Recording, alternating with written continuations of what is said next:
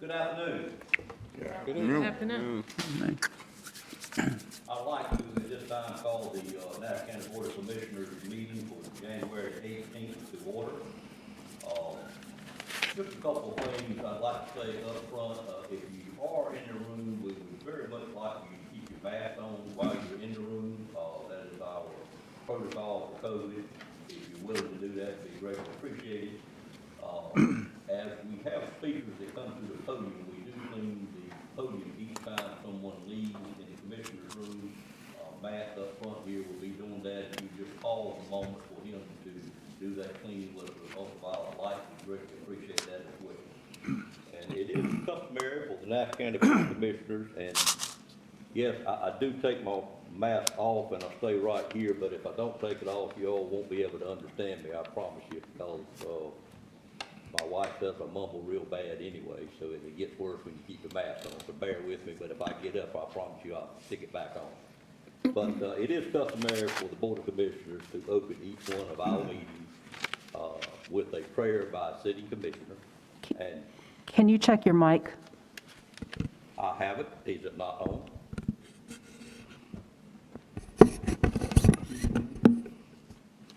Actually, it had been pushed down so far. It's on now? Yeah. Do I need to start over? Are we good? No, I think you're good. Okay, all right. Where was I at? Anyway, it is customary for our Board of Commissioners to begin each meeting with a prayer. And during this time, by a commissioner, during this time, you're welcome to stand and join us in this prayer. You're welcome to use this time for your own prayer at your seat if you like, or you're welcome to use it for a moment of silence for whatever you may have on your mind today. And after the prayer, we always start our meetings with a pledge of allegiance to the flag, and that will be by Vice Chair Wayne Outlaw. And at this time, I'd like to call on Commissioner Sue Leggett for our invocation today. Sue? Thank you. Let us pray. Dear Lord, we ask for your presence as we gather today as a community and as your people. We are thankful for all of the blessings that you provide daily. Lord, we ask for your forgiveness for all things that we fall short on. Our community needs your healing and power as we continue to work through the COVID pandemic. Lord, please guide our words and our actions today as we conduct the business of Nash County. All of these things we ask in your precious and holy name. Amen. Amen. Would you join us in the pledge? I Pledge allegiance to the flag of the United States of America and to the republic for which it stands, one nation, under God, indivisible, with liberty and justice for all.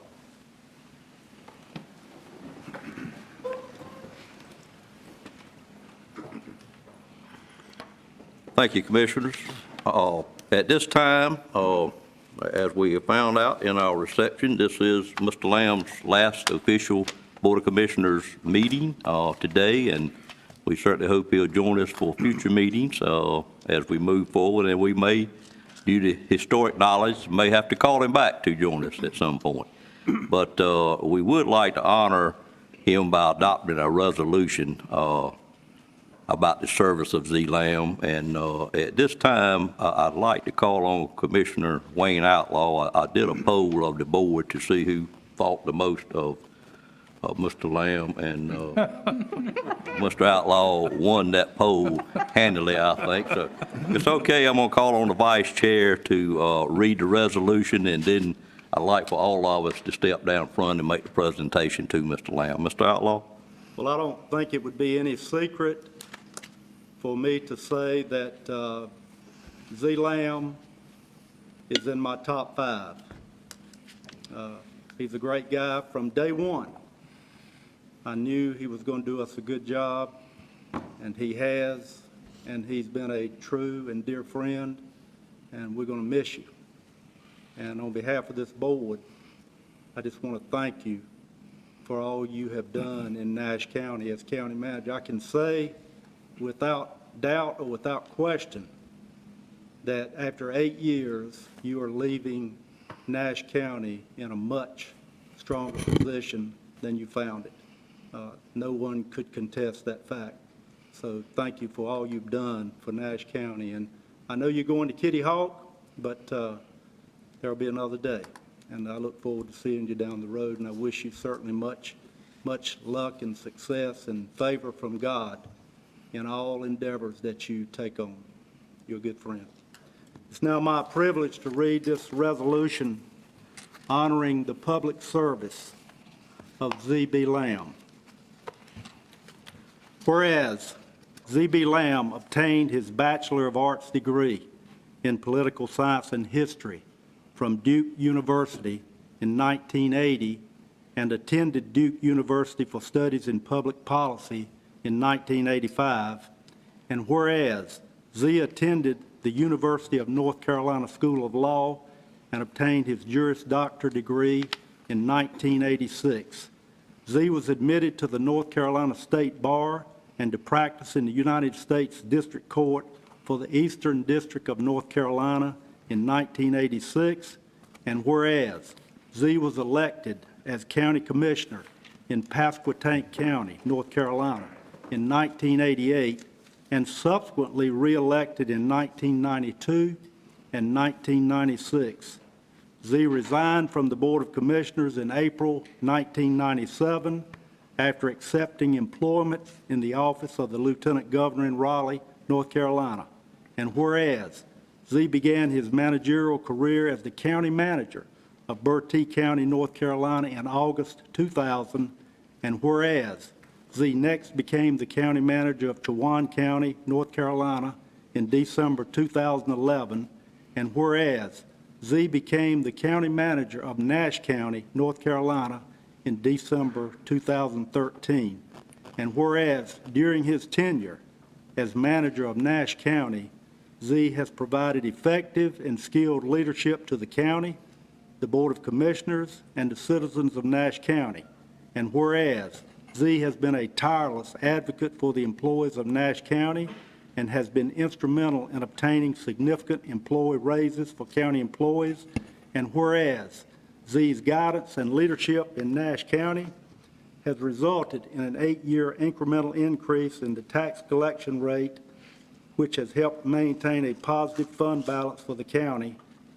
and has enabled the county to operate efficiently without the need for an ad valorem tax increase during his time as manager.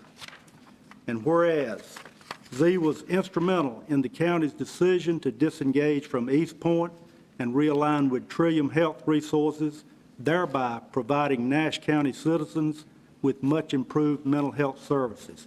And whereas Z has consistently provided the Nash County department heads with a listening ear and has advocated for improvements that have provided Nash County citizens with better and more efficient services. And whereas Z in March 2020 offered exemplary leadership and guidance to Nash County and its citizens through the global pandemic of COVID-19, and whereas Z has served on numerous committees and boards in Nash County and with the North Carolina Association of County Commissioners. During his career with Nash County, Z most notably was a member of the state's 5-5-5 committee made up of 5 county managers, 5 county commissioners, and 5 county attorneys who successfully negotiated the opioid settlement for the state of North Carolina and its counties. And whereas Z's accomplishments in Nash County include numerous capital projects that have begun or have been completed, including the courthouse expansion, construction of the Nashville EMS station, construction of the Southern Nash Senior Center, construction of a new elementary school, a jail renovation and addition, and expansion of the Northern Nash water system, among others.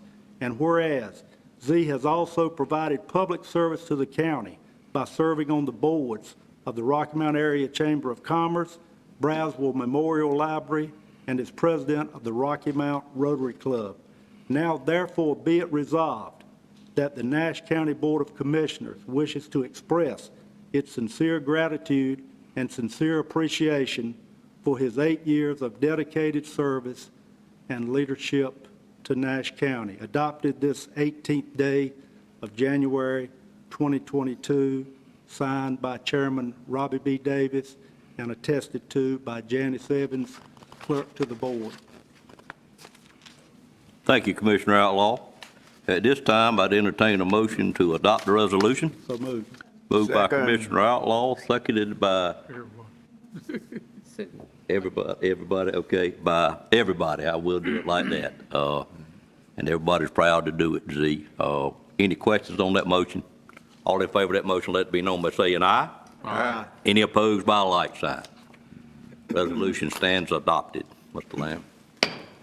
At this time, I would like for the commissioners to each join us up front in the presentation of the frame resolution. Z has been such an advocate, we always, when we take pictures, wonder if we should have our mask on or not have them on or what we should do, but Z has been very persistent about how he has handled COVID during its entire time, and he is a firm advocate of shots. He's a firm advocate of masks, and in honor of him, I would ask that each commissioner wear the mask, and so we'll have a picture reminding Z that we followed his orders in everything we do. If you could join me up front, I'd appreciate it.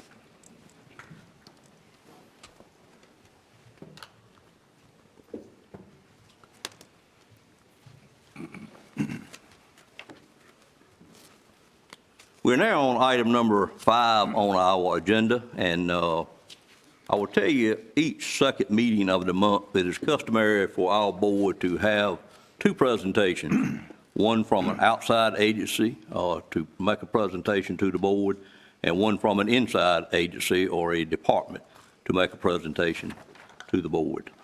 Today, Commissioner Outlaw elected to have only one presentation done, which is the outside presentation, and presentation will be by the North Carolina Department of Transportation, and we're glad to have quite a few of those here with us today. I will say that the board works at this time very well with our DOT, and they, for some reason, it just seems to be a great relationship, better than it's ever been in the 20 years I've been here. And on behalf of the Board of Commissioners, I greatly appreciate the way they entertain our thoughts on every matter that we deal with together. Most citizens, or a lot of citizens, think the county maintains most of the roads in the county, which has not been the case for how long, Mr. Lamb? 19? There were 2 laws. One in the 30s. Here we go from the lawyer. 3. Okay. I checked that after the last meeting, but it was the early 30s. Okay, since 1930, but still some citizens think we have something to do with it, but fortunately, we can certainly act like we do because we got such a good relationship with the DOT. Before we start that, I would like to, it's not many times we have some of our corporate citizens attend our meetings. I wish we could see you and thank you more than what we're able to do.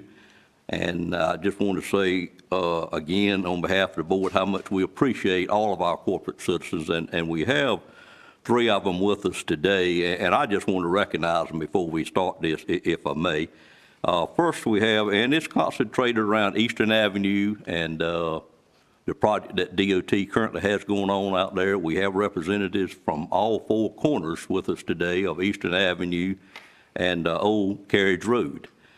And first, I'd like to recognize Marvin, excuse me, I started that wrong. It's Aubrey and Marvin Sharing. I learned a long time ago, you've got to call the ladies out first. My wife taught me that. And if y'all would stand, Marvin, this couple owns the EP Marts in multiple counties around here, been with us a very long time, and we certainly appreciate the investment you make in Nash County and everything you do for us. And it's always been a pleasure working with y'all, and they have helped us in many other cases up at Gold Rock. They have helped us with a project up there trying to make that place look better, and thank you for all you do.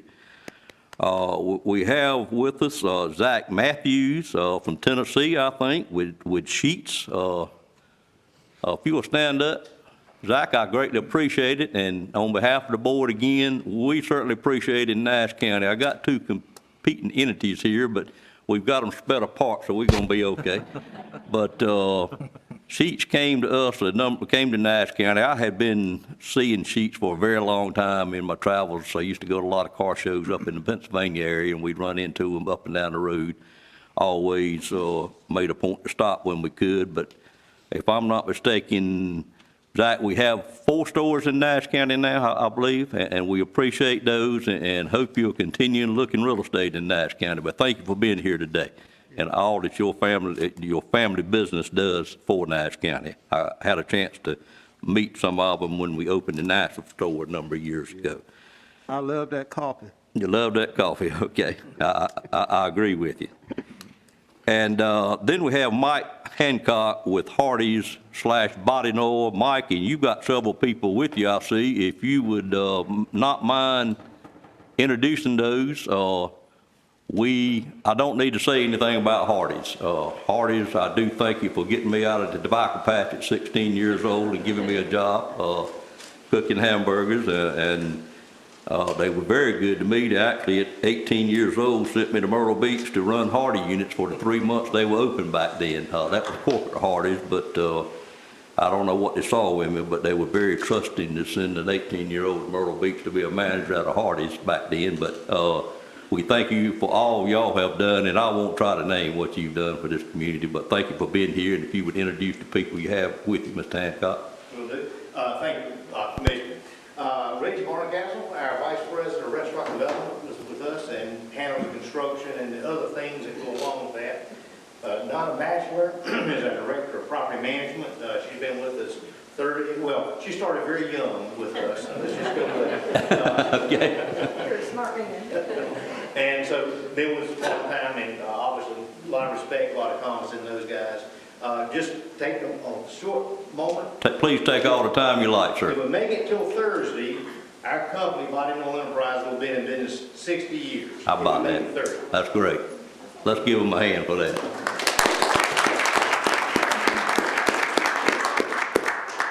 And if you're familiar with that intersection, there's one corner that is left vacant.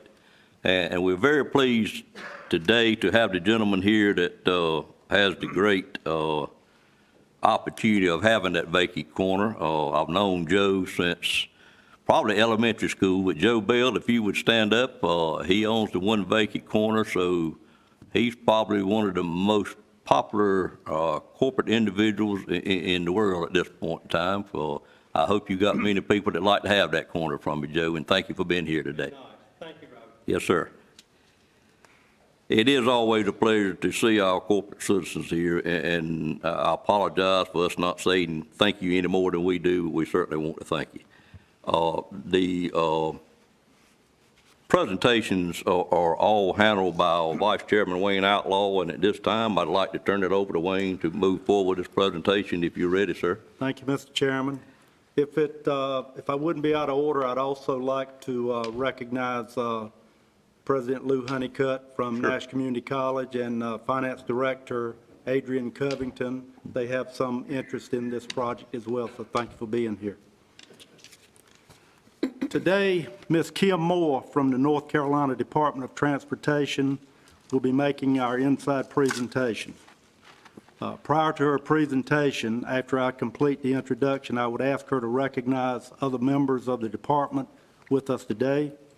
Ms. Moore is a graduate of NC State with a degree in engineering. She has been employed with the DOT for over 23 years. She certainly, you look like you maybe 3 years, but not 23 years. She served in various aspects of pre-construction and construction. She currently serves as a resident engineer for Nash and Wilson counties. Kim is also a member of the Nash County Planning Board, and she serves on the Nash County Land Use Development Committee, which is currently meeting. Today, she will give us an update on the DOT project around Nash Community College, including roundabouts planned on Eastern Avenue, Sunset Avenue, Old Carriage Road, plans for the intersection where there is currently a Sheetz, EP Mart Parties, and Mr. Bell's property, and the exchange off of Interstate 95 onto Sunset Avenue. Following her presentation, the chairman will call for any questions. Ms. Moore, we are delighted to have you with us today, and I turn it over to you at this time.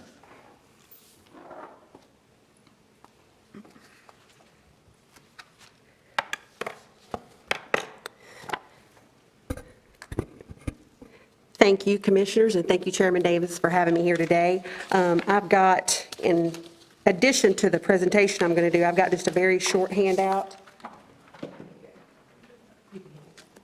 Thank you so much. Thank you for passing that out. It's just a very small sheet that's going to give additional details about roundabouts. We tend to get a lot of questions about roundabouts and why we do them and what the function is and what's the design criteria for doing those. And so this is just something that you can keep with you. So when you get asked by those citizens, maybe you've got a little bit of background knowledge that you can add to that. So, okay. She's got one. Thank you for doing that. And congratulations. All righty. Okay, well, again, I appreciate you guys having me here today. This is a very informal presentation, so if you do have any questions as we have a slide up, just please let me know that, and we'll stop, and then we will take a question and answer session at the end. I would like to introduce some other members of the Department of Transportation that we have here today. We have Mr., and you can stand or raise your hand when I say your name, but we have Mr. Jim Dunlop with DOT. He's in our Congestive Management Regional Engineer, and he handles our area. We have Mr. Brandon Herring with DOT. He's our Division 4 Deputy Division Construction Engineer. We have Mr. Bobby Liverman with DOT, and he is our District Engineer for Nash and Wilson County. Some of you on the board may deal with Mr. Liverman quite often. Quite often. Quite often. And we have Mr. Kevin Bowen. He is for DOT, and he is our Division Engineer for Division 4. Yep. So they're here for support, and if we have any additional questions, we tried to give a good representative of the department today. We've got someone here from construction and from design. I'm just going to give a brief overview of the project. When I presented this with Mr. Outlaw at the Rotary Club, it's just a brief overview of the project, of what we've got going on out there, just a little bit of information. If you have any questions about the slides, please don't hesitate to ask me. As we get into the presentation, I'm going to show you some overhead shots of the construction. It gives a really good view of the project, and it really lays out the pathway of the roadway. And I find that people enjoy seeing those because when you're driving down the road, you have one point of view, and this gives you an overall point of view. Okay. All right. General project information. As was stated, NCDOT is widening Eastern Avenue from Red Oak Road in Nashville, there at the Walmart area, to Halifax Road. We're adding an interchange on I-95 at Sunset Avenue and extending the existing collector and distributor lanes along I-95 at US 64. So not only are we adding connectivity at I-95, but we are also extending that connectivity up to the 64 location. The project is 3.94 miles in length, and adding those collector and distributor lanes is for a total of 6.63 miles of roadway construction. So that's a fairly large project for this area, for this county. The contract was awarded to Barnhill Contracting Company for $60,507,777 in October of 2019. Anybody surprised by that number? I always get a look whenever we say that number. It's a very large contract. There's a tremendous amount of work. We'll get into that in just a minute, but, between the widening, the interchange, the culverts, the new bridge that's to be constructed, there's a lot of construction activity going on out there. The original completion date was set for July of 2023, so you're looking at like a year and a half. However, due to some additional items that were added to the contract and a few delays that we've had with utility relocations, the completion date is now April of 2024. We have added a few things along the contract to improve the project, and things that we didn't realize that were necessary at the time and have now found necessary to be within the project limits. And every time you add that, obviously it adds time extensions to that project as far as the completion date.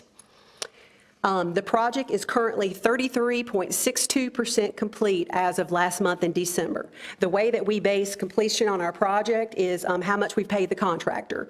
So when we do our monthly estimates and we generate them and you get to the end, it's off of a total amount of that project, and it tells you based on monies paid what percent complete the project is. So our project is about a third of the way through right now. Okay, design build. That's what this project is. Most of our projects are what we call a design bid build project. As a matter of fact, every project that I've ever dealt with has been a design bid build project. What that is you have a project and it is designed. Everything's put on paper. Our department or someone that we hire moves all of the utilities out of the way, does all that coordination, and we acquire all of the right-of-way. Then the project is put out to bid. A contractor bids on it, he or she is awarded the contract, and then they build it. So design, bid, build. This particular contract is a design build project. And as it says, the intent of a design build project is to have one contractor or team working to provide the design, acquire the right-of-way, and organize all of the utility relocations, and then doing the construction of the project. This helps hold the contractor accountable for everything, and it usually creates less areas of communication breakdown and just in general keeps that project moving forward. So this project is a design build. So when Barnhill Contractors was awarded this contract along with their team, they have other groups on their team, they were in charge day one. They started, designing the plans and then figuring out what utilities need to be relocated and what right-of-way needed to be acquired. So they were in charge of all of that. So it can be a little bit of a confusing process, but in general, when you have a design build project, it keeps everything kind of cohesive and whole and makes that contractor responsibility for everything that's entailed that normally DOT would be in charge of. Roundabouts. That's the sheet that I just handed you out just to give you a little bit more information.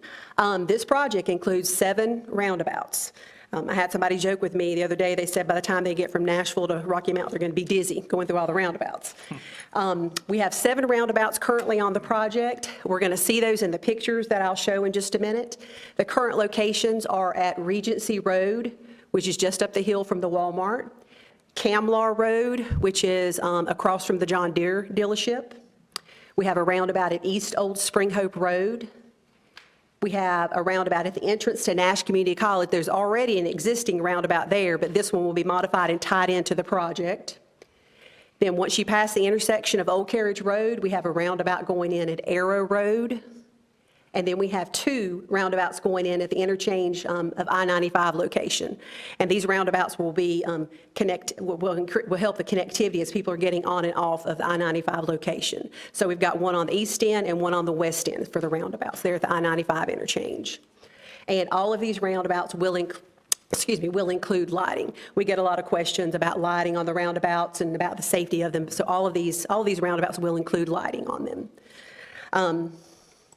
Staying on the topic of roundabouts, and you can refer to the sheet that you have, NCDOT completed a safety study of around 30 roundabouts in North Carolina in rural and urban areas. So it was based in a good demographic area. The results for the roundabout showed that the overall results indicated a 46% reduction in total crashes, a 75% reduction in fatal and injury crashes, and a 76% reduction in frontal impact crashes. So, we don't just put roundabouts in because they look pretty and they look modern and, and reasons like that. They're put in there for specific reasons. And a lot of times these reasons are for safety concerns and to help reduce this.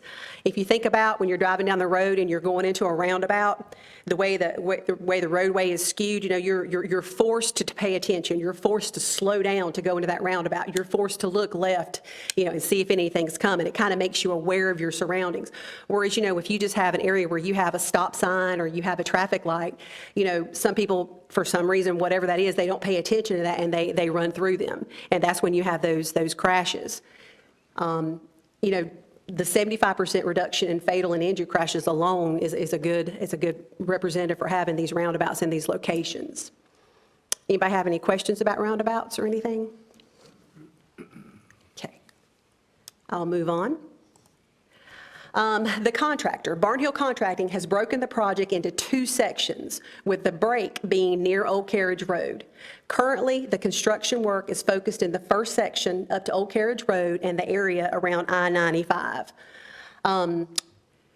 The next bullet there, it says, this allowed the team to focus efforts in the first section and acquire right-of-way and begin utility relocations. And then their efforts could be shifted to the second section while construction began in the first. So in a nutshell, they broke the project into two sections. They took the first section and they put all of their efforts on acquiring the right-of-way, getting utilities moved out of the way. And they really didn't do a whole lot in the second section. And now that they've got the right-of-way acquired and the utilities being moved in that section, they can begin that construction work out there. Now that they've got that section started and going with the right-of-way and utilities, they have they're focusing that attention on the second section, and they're currently trying to buy the right-of-way there and get utilities relocated in that section. And I'll get to it in a second, but that's why when you're driving down the project right now, you're seeing most of your construction activities are between the Walmart, that section, all the way up to the Old Carriage Road. If you go to the second section, from there to Halifax Road, they've really just done some preliminary clearing and work at the I-95 location. But that's the reason and the basis for why you see most of your construction activities toward the Nashville end of the project. Okay, right-of-way and utilities. All right-of-way, as I stated, from the beginning of the project in Nashville up to Old Carriage Road has been acquired, or we have a right of entry on it. And 95% of the right-of-way is acquired for the remaining project. We got what we call a B report that came out the other day, and if I'm not mistaken, we only have, I think, 5 to 6 parcels that we don't either have a right of entry on or we have not settled on in that second section. So they are just on the verge of having all the right-of-way acquired for this particular project. Now, until we get the right-of-way for a project, we can't do anything because, we're doing a widening project here. So we can't go out there and widen anything until we have the right to be on these people's properties. So that's why the right-of-way process is such a necessary part of this project.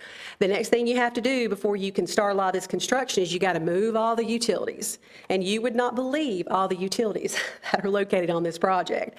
There's fibers everywhere under the ground, aerial. There's just a lot of utilities that had to be dealt with on this project. The utilities which are to be relocated on the project are Duke Energy, CenturyLink, MCNC, AT&T, Contera Broadband, Suddenlink, Crystal Broadband, and the City of Rocky Mountain Gas and Communication Line. It's a lot. There's a lot out there. And this is not a short or easy process. When Duke is out there doing their relocations and they're relocating their poles and their aerial lines, anybody else who is located on those poles and those aerial lines, they can't move until Duke is, completed with a substantial section. So, when you start out all this and Duke is one of your first ones to move, everybody's waiting on Duke to get done before they can move their lines. Now, you can have some work going on simultaneously with some of the underground utilities, but most of the communication lines that you're seeing listed above, they're going to be aerial on those lines. And so, currently a lot of them are waiting on Duke to complete their work. Duke is doing just like the contractor. They're completing their work from the beginning of the project up to Old Carriage Road, and then they're doing, I guess you could call it a cutover, so that they can stop the power right there, and then they're going to do the second part and allow those other utilities to go ahead and start working back from the Walmart forward so that they can keep going on with those locations. Because if you go out there, the contractor, he's building the road and he's got all these poles in the way. And he can't widen that road and do a lot of the work until he gets those utility poles completely out of the way. Subcontractors. The contractor is currently using 22 subcontractors to help complete the work on site. So when you drive around out there, you're not just going to see DOT trucks and Barnhill contracting trucks. You're going to see all kinds of vehicles out there. 22 subcontractors. They've done a really good job, in my opinion, Barnhill has, of keeping a lot of this work local. They're trying to outsource a lot of local companies when they can. Not only does that, save them money because they're using somebody local that doesn't have to travel from afar, but, it's also good, good for our county and good for this region of North Carolina. I didn't list all the 22 subcontractors, but they're using companies such as Ed Brazel & Son. They're the ones doing the water and sewer line installation. We have Sanford Contractors. They're the ones doing our I-95 bridge construction. And we've got Joyner Keeney. They're the ones doing all the surveying for Barnhill. And Mountain Creek Contractors are doing the culvert near Walmart, and so forth and so forth. But like I said, when you drive through the project, you're going to see all kinds of different color trucks and all kinds of different labels, and that's just a lot of the subcontractors that Barnhill Contracting is using on site. Current on-site work. I could have listed this in like 3 more paragraph forms. I just tried to hit on some of the highlights because we've got a lot going on site. The contractor and these subcontractors are currently completing the right-of-way acquisitions, as we spoke of. They've hired, or they've got the utility companies moving their utilities. They're placing storm drain systems underground. They're completing water and sewer line installations and switching over to these new lines. They're doing grading and paving operations. We've got a lot of that going on currently. They're shaping the new roundabouts. You'll see in the overhead slides that I'll show in a minute, you can start to see where some of these roundabouts are actually going to be formed. The construction of the new bridge at I-95. If you go there now, they've already got some of the interior vents built, and you can kind of see the location of the new bridge. And we'll get to that in a minute in one of the slides also. They're building MSE, or mechanically stabilized earth walls, at several locations. One good location, if you want to take a look at it, that they've already completed, is at the Autumn Care Nursing Facility home.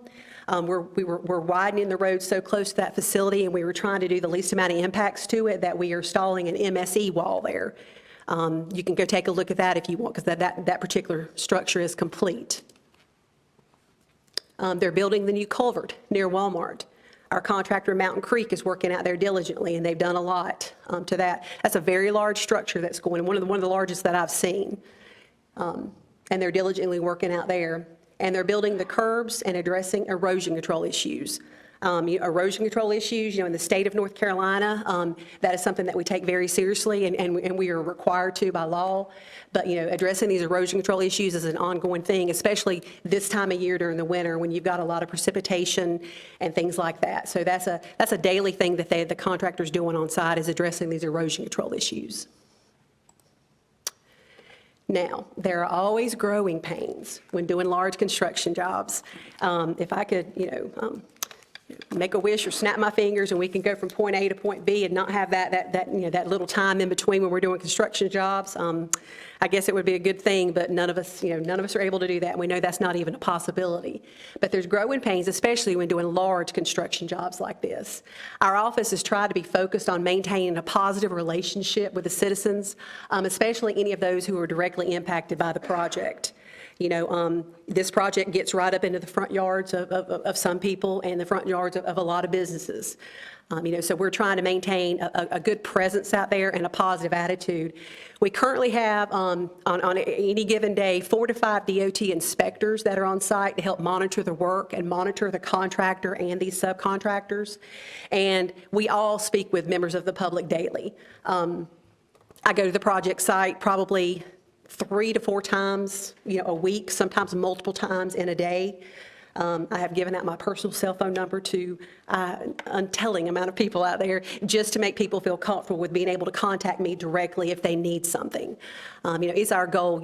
I try to always, and my office does also, we try to picture ourselves, if this was your front yard or your business or your property, how would you want to be dealt with? How would you, how would you want to have the interaction? And that's what I've charged our staff with doing. Treat it like it's your front yard or your grandmother's front yard or something like that. You treat these people with respect, answer their questions, do for them what you can, contact me when you need to, and just maintain that positive attitude and be open with communication. I wanted to list a few examples of some of the proactive things that we have done on site. I tend sometimes with, well, not just with DOT, but with a lot of different things. All you see is, or hear on the news is the bad stuff. So I wanted to point out just a few of the good things that we've done just since construction has started out on site. One of the things we've done is driveway entrances for large farm equipment. We had a few people come to us, and the plans were calling for anywhere from 12 to 16-foot driveways to go in, and that's what the current driveway is out there. They matched what was on, currently out there, and they matched that on the new plan drawings. Some of the farmers expressed that they were having issues getting their large equipment in and out of these driveways. So we worked it out with a contractor where certain driveways that are needed, we're widening those to 20 feet so that they can better access these and get in and out of the fields better. Stump grinding. The contractor is required to clear to the limits of the right-of-way, for lack of better words. Now, he is not required to remove the stumps. Now, yes, he's having to remove a lot of these stumps in order to do his construction, but if he's not doing construction over there, he's not removing that stump, because that costs money. So, they don't really have much care for, if it's in someone's front yard and it doesn't look good. Well, we had a few homes come up early on in the project where trees were cut right in people's front yards, and therefore, and it looked really bad. And so we did what we call a supplemental agreement for stump grinding. And so, as needed throughout the project, anywhere where we've got a home or somewhere that we deem necessary, where the contractor is doing clearing, we can fall back on the supplemental agreement, get a subcontractor to come in there, and they're doing stump grinding. And they basically grind down the stone, fill it in with dirt, and you can't even tell a tree used to be there. So, trying to be proactive, help out these homeowners, because, once again, if it was my front yard, that's how I want to see it left. Communication with businesses. It gets a little difficult sometimes because the people working there aren't always the people who own the business, and vice versa, but we are trying to communicate with the businesses and give them a heads up if we're going to be doing any work directly in their front yard area or their property location. Just try to make them aware of when things are coming up, just so they can better prepare for it. We've had a few incidents where that has not occurred, and we tried to work those out as we've gone. But we're just trying to be proactive with these businesses. And like I said, I even tell them when I'm out there, if you've got a question, call me. If not, find one of these white, yellow, or red trucks out here. They can answer your question because they're out there daily. Coordinate with local EMS and fire responders. We had a recent driveway where the property owner and the person who was renting the home had issues and concerns that now that their new driveway is constructed, that it was too steep, and that if the local EMS or the fire responders had to come to their house, that they wouldn't be able to pull out safely, and they had concerns about it. And this particular place is a person who has a few health issues, and they quite regularly have to use those services. So what we did was I contacted someone from the local EMS and the local fire station, asked them to go out there and take a look at it and to actually drive the driveway just to see what they thought about it. Asked them to pull in, pull out, with the property owner's permission, by the way, but to pull in and pull out and see if they had any concerns or issues with it, or if there's anything that they felt that we could do differently or needed to do differently in order to accommodate them during those emergency times. Fortunately, in this particular case, they have checked out 2 driveways, and both were fine. They had no issues with it, and so we were able to leave them as is, and I think that made those property owners and those people who were renting this particular property feel a whole lot better, just to know that someone had taken the time to come out there and check that and kind of get a little check mark on, hey, can you get in here and out safely? Saving trees, if it was up to me, we would cut as few as possible, but that's not always possible in the construction world. We have had a few businesses that have some trees in their property, and they have asked for them to not be cut down. Obviously, if it's where where we have a structure going, or the road's being widened, or just any type of construction activity there, we can't always do that. However, we have had several trees throughout throughout the project, where the contractor really didn't have to clear that particular tree for any other reason than just it was within the right-of-way and was scheduled to be cut down anyway. And so the property owner flagged them off, and we're saving those trees. Again, may not mean anything to anyone else but the person living there, but if the person living there cares enough to request it, it must mean something to them. So, we're trying to be proactive in all the areas that you see here, and this is just a few examples. Like I said, we speak to the public out there daily, especially our on-site inspectors. They have a personal relationship with a lot of the property owners out there. And any time that something is requested of us, we can't always do that, but we do our best to try to accommodate anything that is requested of us. Upcoming project. We have an upcoming project on Old Carriage Road. Matter of fact, it's being let today, isn't it? Yeah. That project is being let today, so we will know who the contractor for that project is very soon. It's on Old Carriage Road. The project is to widen Old Carriage Road from Sunset Avenue to Registor Road, including replacing the bridge over US 64. So where this project ends, which is just, I think, maybe 1,400 feet north of where the sheets and the EP are located. This particular project picks up, and it goes all the way to Registor Road over US 64. Originally, that particular project was part of this project, but it was broken out a couple of years ago. So that project is coming up. Like I said, we'll know who the contractor is very shortly because it is being let today. And the date of availability, which means the first day the contractor, whoever is awarded the contract, can start, is coming up just in February the 28th of 2022. So that's right around the corner for that one. That particular project is about 1.2 miles in length. So you're going to have you've already got a lot of work going on out there, but now, next month, you're adding in construction activity from, basically the sheets and EP corner all the way up to the Registor Road. We obviously don't know the schedule or what the contractor intends to do first and what his order of operations are, but we'll know that soon. You've already had if you've seen anything going on out there, we've already cleared the right-of-way out there, and we've already moved a lot of those utilities. That's what I was speaking of earlier. That particular project is our design bid build project. So DOT acquired the right-of-way, DOT coordinated the utility movements, and now a contractor is bidding on it to do the construction work. So you're going to have two projects out there going full force. We got a lot going on in Nash County. I'm going to show you a few overhead slides. The first two, and I do apologize, the first two are a little dark and you can't see them very well. Starting with the third slide, they get a lot lighter and you can kind of see things a lot better. If you've got any questions as we go down through here about what anything is, if you see something, please feel free to ask. This particular slide is at the beginning of our project. You can see the Walmart location. And this is just up the hill. The Walmart just went out of view right here. You can start to see how the project is opening up, and you can kind of see the corridor for where the work is going to be going on. You can see Regency Road just to the left of this project, and at the bottom of the picture is the culvert location where I told you that Mountain Creek is doing the culvert replacement. Okay, these get a little bit better and a lot easier to see. So here at this location, and we're just up the hill from where the culvert location is going to be. This is Regency Drive to the left. And you can kind of see to the left the new corridor for the upcoming roadway. You can see lots to the right. You can see we've got some utility work going on, and we've got some water line work going on. Okay, went up the hill just a little bit. We're just past Regency Drive. You can get a full view if you go all the way down to the end of this picture. That goes all the way up to Camlar Road, up to the John Deere dealership. So you can kind of get a full view of what where the road is to be placed and what construction activities we have going on. Okay, I've zoomed up just a little bit more. You can see the Glover properties, all the large warehouses off to the right-hand side, and we are again approaching the John Deere dealership. You can see to the left-hand side also, it may be hard for some of in the audience to see, but you can see the left-hand side also some of the storm drainage measures that we have in there, our erosion control measures that capture some of this runoff whenever we have these rain events.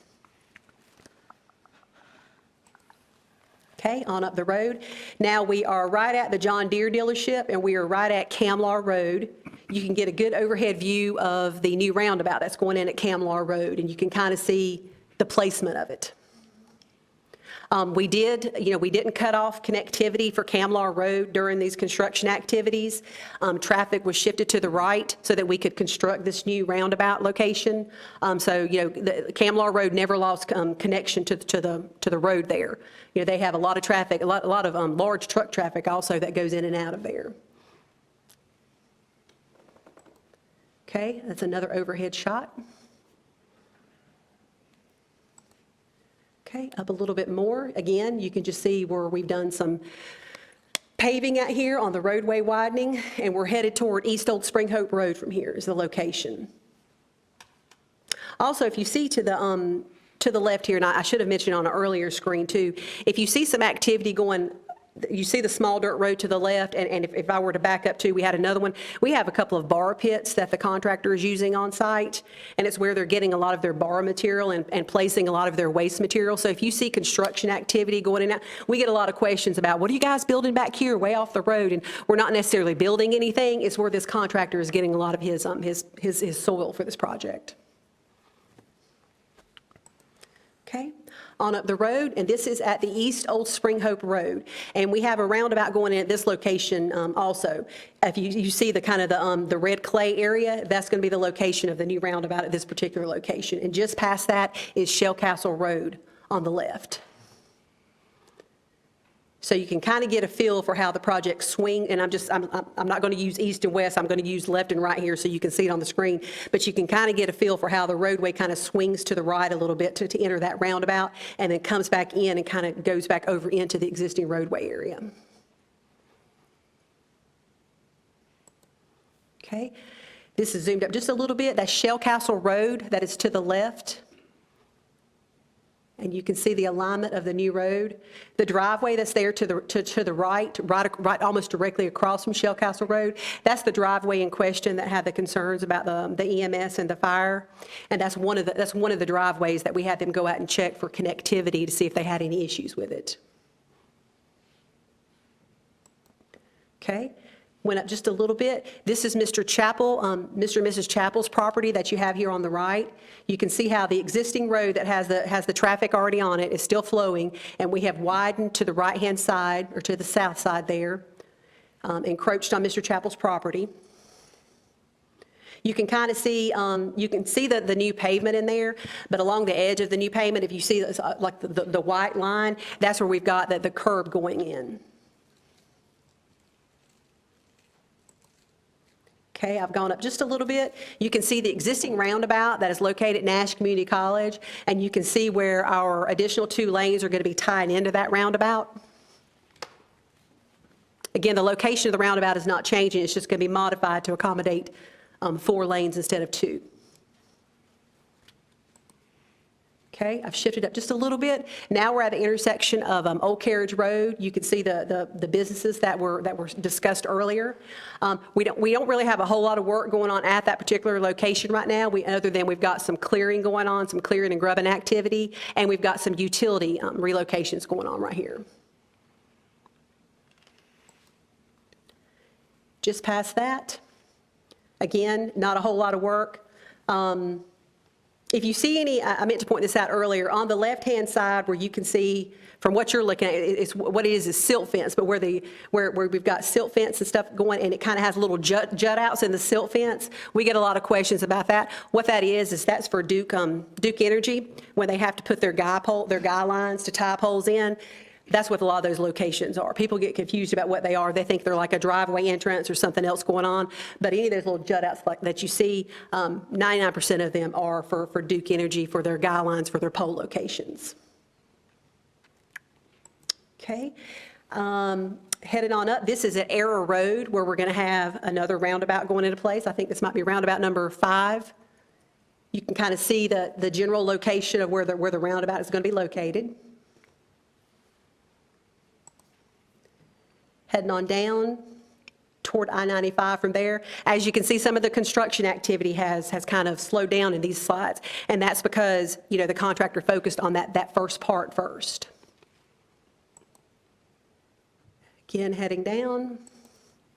And now we are right at, that is Freight Road that goes off just to the left of the screen. And we're approaching I-95. And the project ends just down the road at Halifax Road, and we've really done nothing more than a little bit of clearing and grubbing activity on down through there. As you can see at the I-95 location, the contractor has done, he's done actually a lot of work right through here. There's a lot of underground work that you can't see, and they have shifted, that we've got a stream location that they had to shift at the site also. And this is an overhead shot of our I-95 bridge location.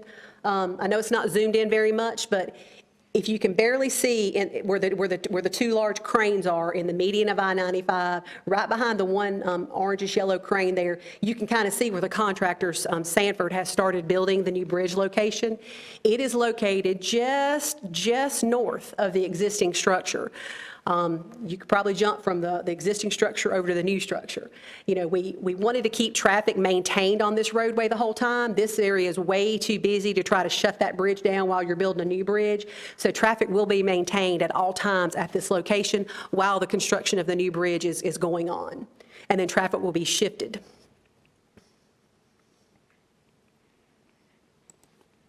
Okay. Those are all the overhead slides that I have for that. Do anybody have any questions or comments or anything about that? Okay. One of the last things that we were going to discuss in the project is the intersection of Old Carriage Road and Eastern Sunset. It changes names, but Eastern Avenue and Sunset Avenue. Currently, there are no left turns at the intersection. I know that we're all aware of that. Traffic is required to either, depending on which way you're going, whenever you leave somewhere, depending on which direction you need to go to, you can either go straight or you can turn right and circle around a roundabout to get to where you want. So there are no left turns to navigate.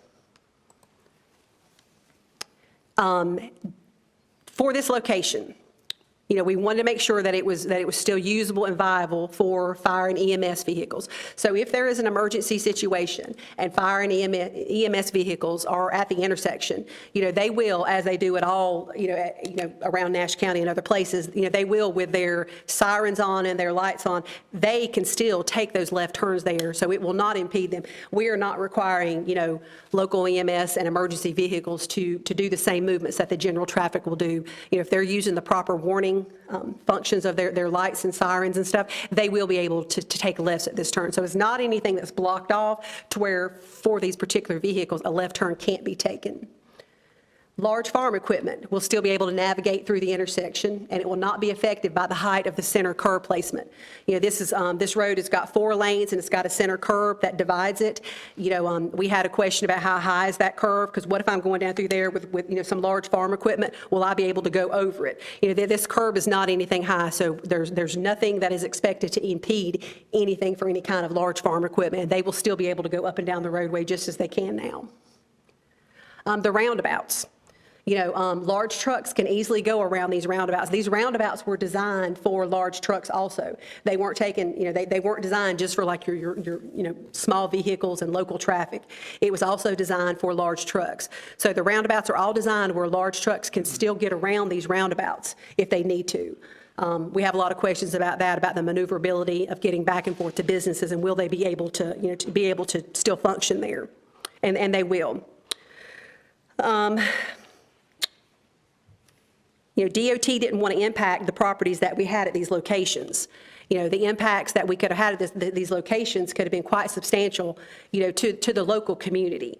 You know, when we were doing the design for this location, you know, a lot of thought went into it. We had numerous designs that were printed and, numerous designs that were put forth. But, you know, bottom line, DOT at the end of the day, we're not into taking businesses. We're not into, we try to impact communities and areas as, you know, as least as we can. You know, if you think about the intersection that we're talking about here at Old Carriage Road, you know, as you mentioned earlier, you know, we have, we have 3 very established businesses located there.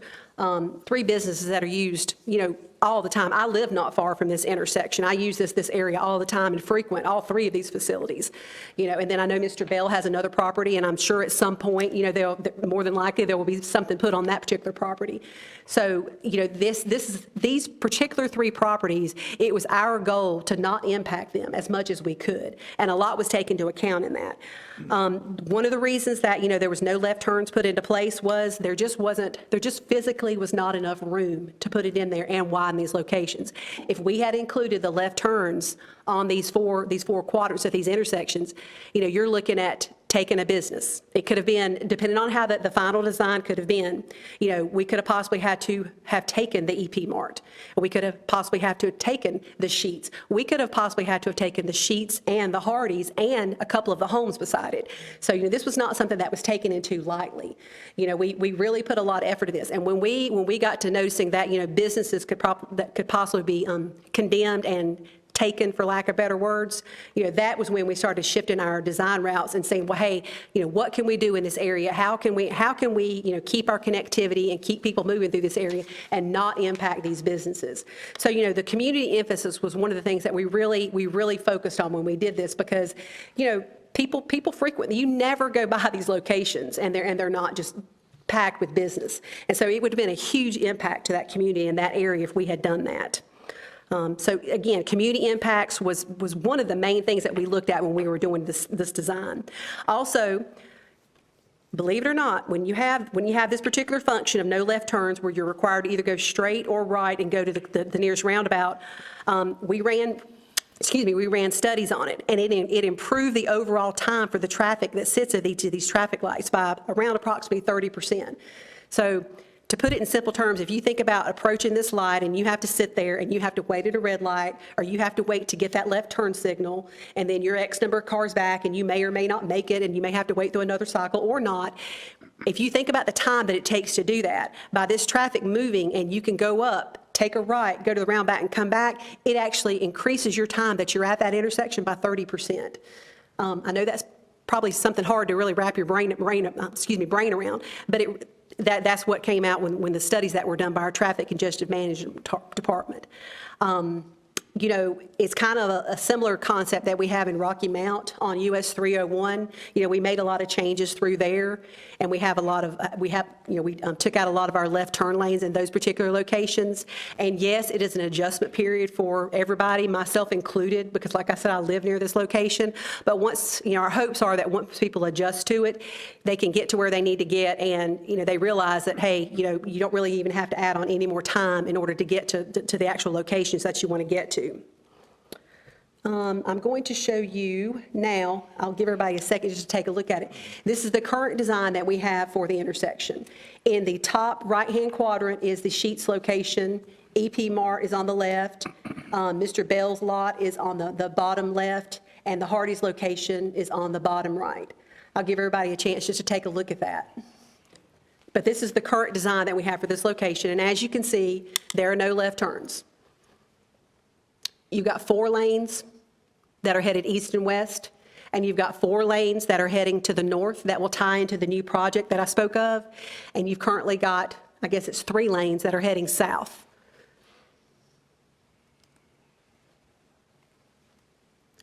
Let everybody take a look at it. So, depending on which way you're going to want to go, when you're leaving here, you may be able to get directly there. If not, you're required to either you're required to go straight and hit the nearest roundabout, loop around and come back, and then you can go to where you need to, or you can go right either at an intersection or at a business, go down and take a roundabout and do that. So you have 2 choices that you can make whenever you're approaching this location.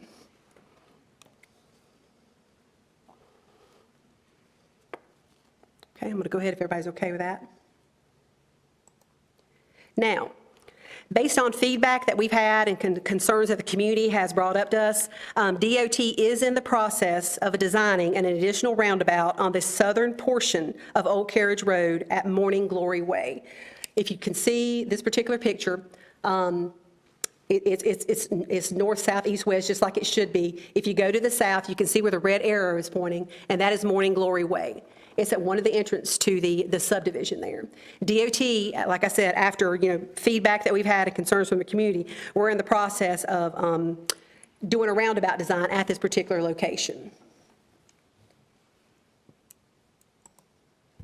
Now, I apologize, but the slide has turned, and I couldn't get it to fit if I didn't turn it the other way. This particular slide, the Sheets and Hardy and the EP Mart are to the right. So if you're looking this way and you go off the screen to the right, you're heading back up to the Sheets, Hardy's, and EP Mart, if that kind of puts it in perspective for you. Now, again, this is a preliminary design. This may not even be the final location of where the roundabout could potentially go, but we got to looking at the connectivity that we had.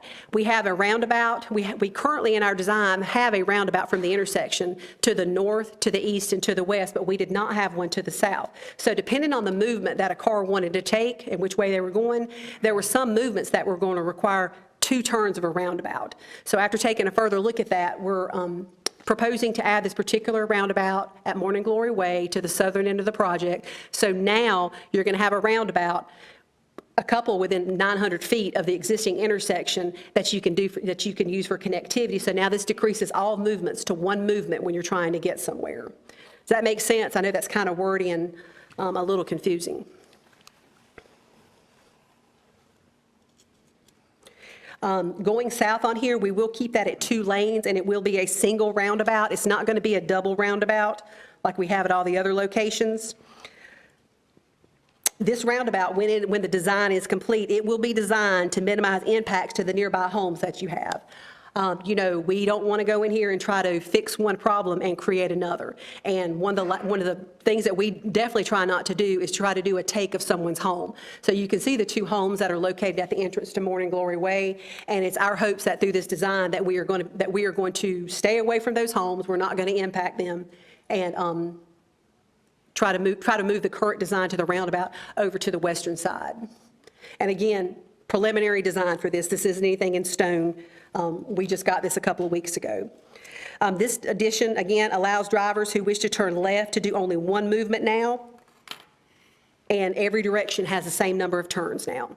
So now at this intersection, you have no left turns, but you would have a roundabout on all 4 quadrants that drivers could get to access wherever they need to go to.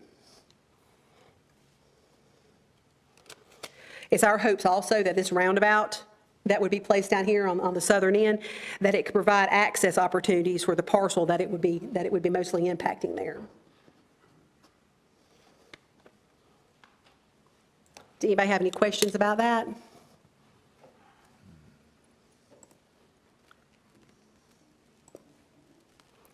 And that is all that I have as far as the presentation goes, but obviously we're going to have some questions and concerns about that. That's just a brief overview of what we've got going on. There's a lot of activity out there. I welcome if anybody would like a tour of the project sometime. I know I've taken a couple people from the city of Rocky Mount have ridden with me, and we've gone through the project, and I've explained things a little bit more in depth to them. But if anybody at any time would ever like to ride with me and ride the project, you're welcome to do so. Just contact me, and we can accommodate that. So, but at this time, if anybody had any questions or concerns, I guess we can address that, Mr. Davis. Okay. Why don't you first tell us that cell phone number that you have given out so many times. If you don't mind, I'm gonna hold that in my pocket. But yeah, I can't. If anybody in here does want my cell phone number, I can do that. Yeah, I can give you that. As a matter of fact, give it to them. Okay. Let me look around. Most people probably already have it. Okay. All right. That's fine. And I understand that.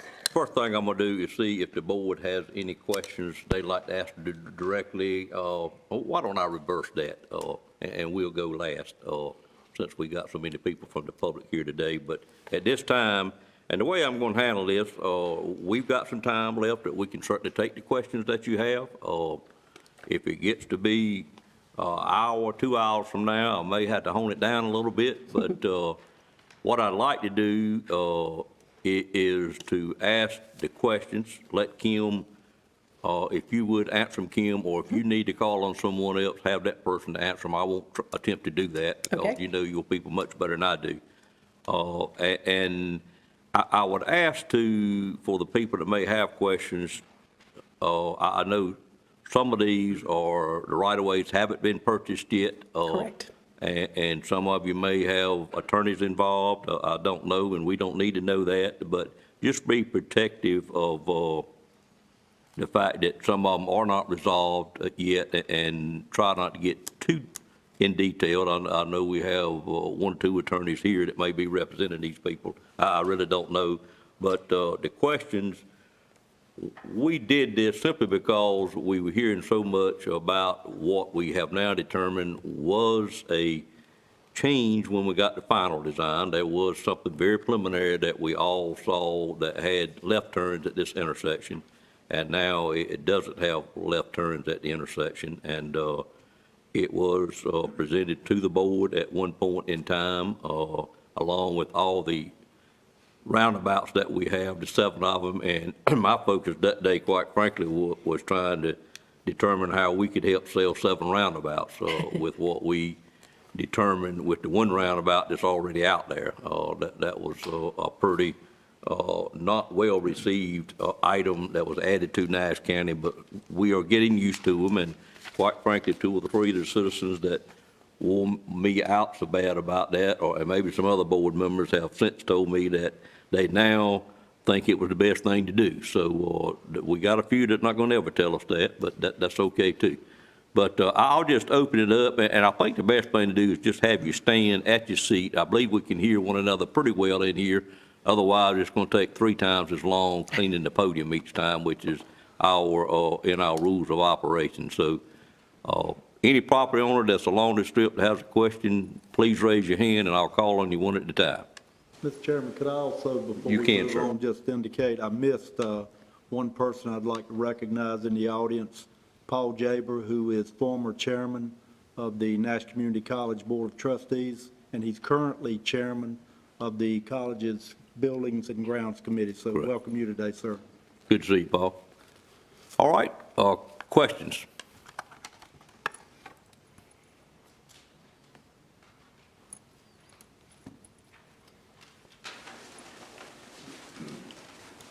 Mr. Hancock? I guess I won't be as bashful as some right now, so I'll go get started. Let's do. Thank you, sir. Just a couple of questions, and I can appreciate your explanation of kind of how we got here, but just a little bit of information about our circumstances, is just us. We contracted to buy our land in 2015 to build Artie's. We initiated a design, we were through with the design when the white announcement of the intersection of Sunset and 995 was made. We obviously knew that was going to make changes down our road, Sunset. So we actually had to embark on a second design, which required us to move our building back further and to buy more land. Not what we wanted to do. So we think we were trying to stay ahead of what was happening. We opened in 2018. Based upon the design we saw that was in 2017, that's how we based our decision to go there. Then somewhere between 17 and 18 and 2020, the road design changed. So the first question would be, who initiated that change? Was that DOT or design build contractor? Probably a little bit of both, can everybody hear me if I'm on the microphone? Okay. Yeah. The design build team, when they were awarded the contract, the roadway was not designed. We, as you mentioned, had preliminary designs. In other words, we knew the location of where the roadway was going and about what the impacts were going to be. But, I would say the contractor, whenever they came back with their design on that. But now the contractor did coordinate with DOT, like I mentioned earlier in the presentation, whenever they saw that in order to accommodate those left turns, the impact that it was going to have. So the contractors are the one who did the design, but it was through coordination with DOT, if I'm speaking correctly. Again, the first design that we saw did include left turn access on all 4 corners, correct? That was what we made our decisions on. And there appeared to be a not very transparent change was made. How would you respond to that? I don't mean to interrupt you there. What I was going to say is, once the contractor got a hold of this contract, you don't know what the full impacts are until you start looking at it. Once the contractor got a hold of it, he realized all those utility companies that I mentioned that were in there, they have to have right of way to go in there. Duke Energy requires us to buy a legal access, a permanent utility easement for their actual structures to be relocated in. So that had a lot to do with the impact of the initial design, and the design that we're dealing with today was once the contractor got a hold of it and he realized exactly what it was going to take to actually do that, that is when those left turns, it was pretty much taken out of the project, or it was shut down a couple of businesses. Would you respond to the transparency of the decision? Meaning what? Nobody knew about it. Anything to add on that? Apparently, it Yeah. was not very transparent. Well, I'm construction, I'll be upfront, I'm not a designer, I'm construction, so I get handed a set of plans and I'm told to build it. So. That's fine.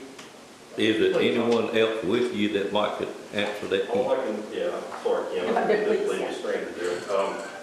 I would say the design build team came to us in early 2020 and said it appears that we are going to significantly impact multiple businesses, potentially some residences. We may have to relocate some folks. We may shut down 3 potential businesses, and that was concerning to us. So we reached out to the county commissioners, Nash Community College, town of Nashville, strike them out. We did not go back to the public. I'll be the first to admit that.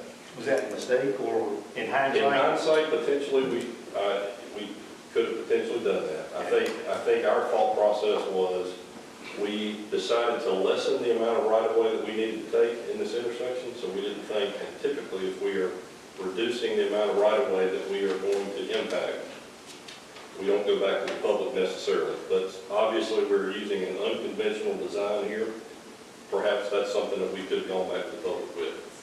Again, you did impact 3 businesses and 1 potential business owner.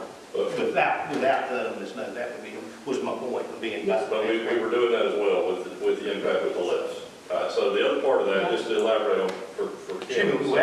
Jimmy, when you eliminated the lefts, you impacted our business. Yes, sir, I understand. Okay. I agree with you. I'm not arguing with that. I'm just saying, as the design is progressing, we determined through surveys and evaluations and the design team looking at a number of things, we determined what the full impacts are going to be. All those left turns were going to impact, I believe, storm drainage on Carriage. They were going to wipe out the underground storage tanks at Sheets. They were going to wipe out the underground storage tanks at the EP farm. Correct. And I won't get into any other details necessarily, but just to say that that was a negative concern that we decided to bring back to the local representatives, just to present as a concern for us. Just as a counterpoint to that, we had made provisions for our stormwater hedge pond to be impacted. We already knew about the original design would impact it, so that was not, would not have been a surprise to us. If the roundabout is added on south Old Carriage, Correct. is there going to be a median installed that would impact us and or the Bell property radically? I don't think we've got that far yet. We're We still would like in to the make preliminary sure design. that you understand our concern, that it would not be a median place there. Yeah, there currently isn't, and like I said, this current design, that can definitely be something we take a look at. I think it's just there's gonna be a lot of things that have to be taken We into would account. like to know before final decision is made. I understand, yeah. Okay.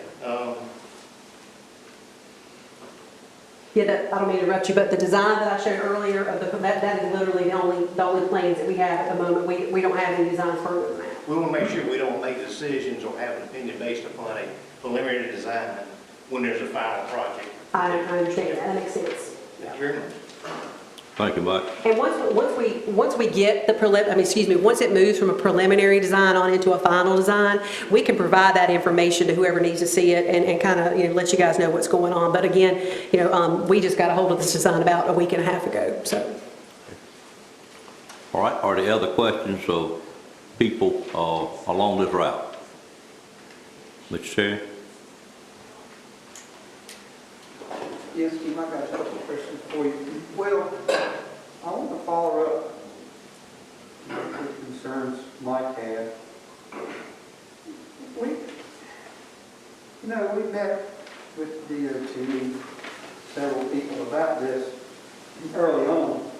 So we have a plan here on our side, I can't speak for Sheets side that shows the left turn lanes in.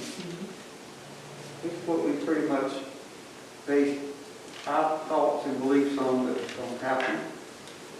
We were facing a change in a potential bad situation, but this was the best of the bad situation. Our tanks are clearly shown on this map, and they wasn't impacted at all. I don't understand where y'all come from with potentially shutting down 2 convenience store businesses. I don't think that's correct, according to the plans that were given to us by you guys. I also believe that moving traffic is 30% faster, as you said, with roundabouts. I don't doubt that. I don't have the statistics to doubt. What I do know is that my wife's been in the convenience store business for 35 years. I company at 60 years old. And there's nobody in this room that knows convenience store traffic any better than she does. This will impact the sales and our customers for 2 and 3 businesses. And it will impact, potentially impact, the layoff of employees if we lose our sales. They are convenience stores and they're meant to be convenient. This is in no way, shape, form, or fashion convenient to get in and out of these businesses. And again, I'll revert back to this map, and I have another one that was given to us by the DOT that didn't require. We lost some land, but on our site, it didn't mean moving our tanks. And if we did have to move them, we've got room on the other side to be able to put them there. So I'd like to know what your rebuttal is now. My parents ran a convenience store for 37 years, and I started working there when I was 10 years old, and I worked there until I went to college, so I know all about, I know what you're talking about, and you're right, they run a convenience store off of I-40, so I grew up in a convenience store, so I do understand where you're coming from that. The particular piece of paper, now, I'll be honest with you, I'm not privy to when you received that or anything like that, but it's my understanding the design that actually shows the left turns that are still in there, it, at that time, should probably not have been released because it did not take into full account all the impacts that it was going to have. Once they started going in there and looking at the right of way, once they started speaking with these utility companies, it got shot. That area has got so many utilities in that particular location, and you know, because it's your property and you're there is nowhere to put them. So when we started looking at trying to fit all these utilities, whether it's above ground or underground, we looked at all scenarios. One is, sometimes it's more expensive to go underground, but we were fine with that because we tried everything we could not to impact that. But once we started looking at these utilities specifically, it started pushing that right of way out. And the next set of plans that I particularly saw or personally saw was, that PUE went right over top of the Sheetz gas station. The Sheetz gas pumps. So it immediately started pushing that out. We went back to Duke Energy, and we went back to the other utilities, and we tried to revise the designs. We tried to ship them to this side of the road. We brought up even designs of trying to go in, behind the properties for different things. And nothing that we could do could lessen those impacts. So it's my understanding, and I hope I'm not speaking out of turn over that the particular set of plans that you saw were probably released before DOT knew the full impacts to that particular intersection and what all it was going to take to fit in the utilities, the storm drainage, everything else. I wanted to add something else to in the preliminary drawings. There were approximations of where the tanks were.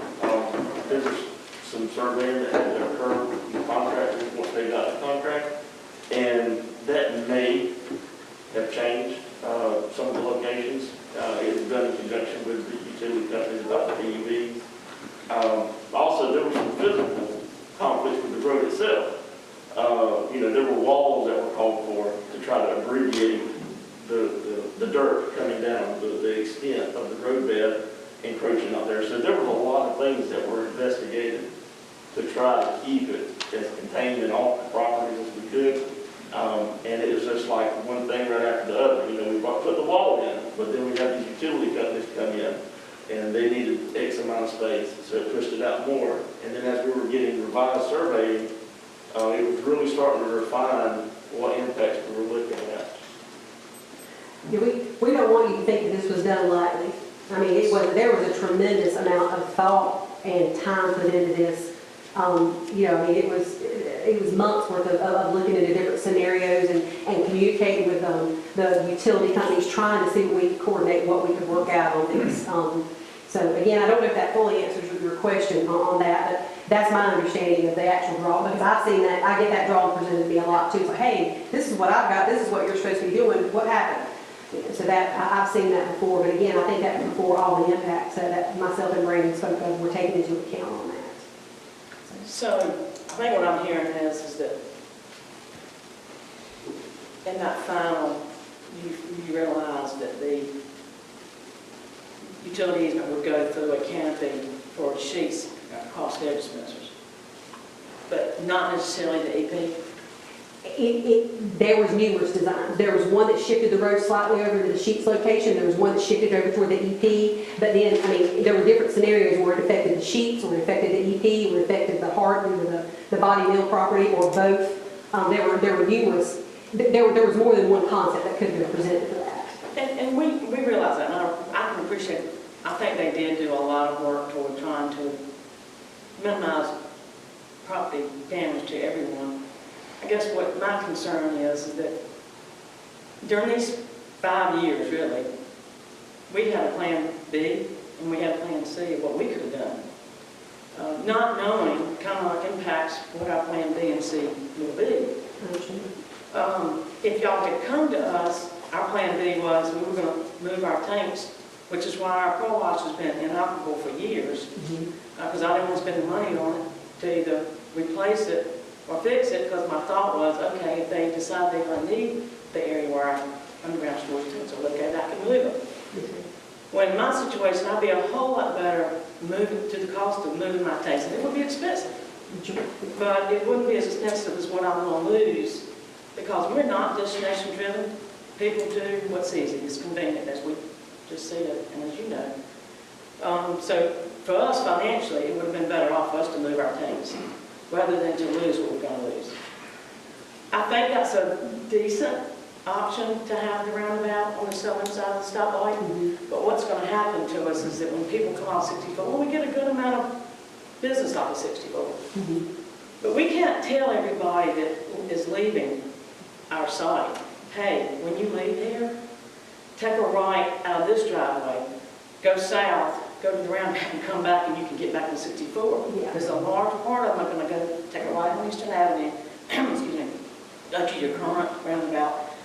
Then they're going to get back to the stop, and they're going to say, well, dang, what are we going to do now? Because they're travelers, they don't know. And once that ever happened to them, everybody in this room has happened to them before, you're not ever going back. You know, I've got intersections up and down 95, I went up like, oh no, I've done that one time in my lifetime, I'm never getting back in that snarl. And I'm afraid that's what's going to happen. So, and that just loses money for the county as well, not just us, and it's going to lose money for DOT for the gallons. It's a lot of money that everybody pays in a gallon of gas that builds these projects. So we're just pushing them away. So once they get in that snarl, for the ones that do choose to go west on Eastern Avenue, they're not going to come back.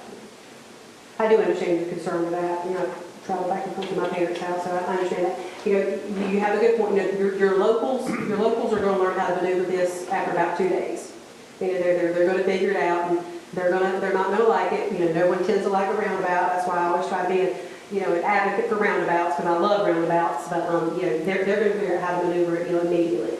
It is our hope that, some of your more frequent, whether it's EP, Sheets, your Hardys, whoever it might be, or the new business, Mr. Bell, if you have something on that particular location, that, that they would learn to navigate it also. They just should have, if they had just worked with us, and they didn't know what our plan B was, a little communication might help.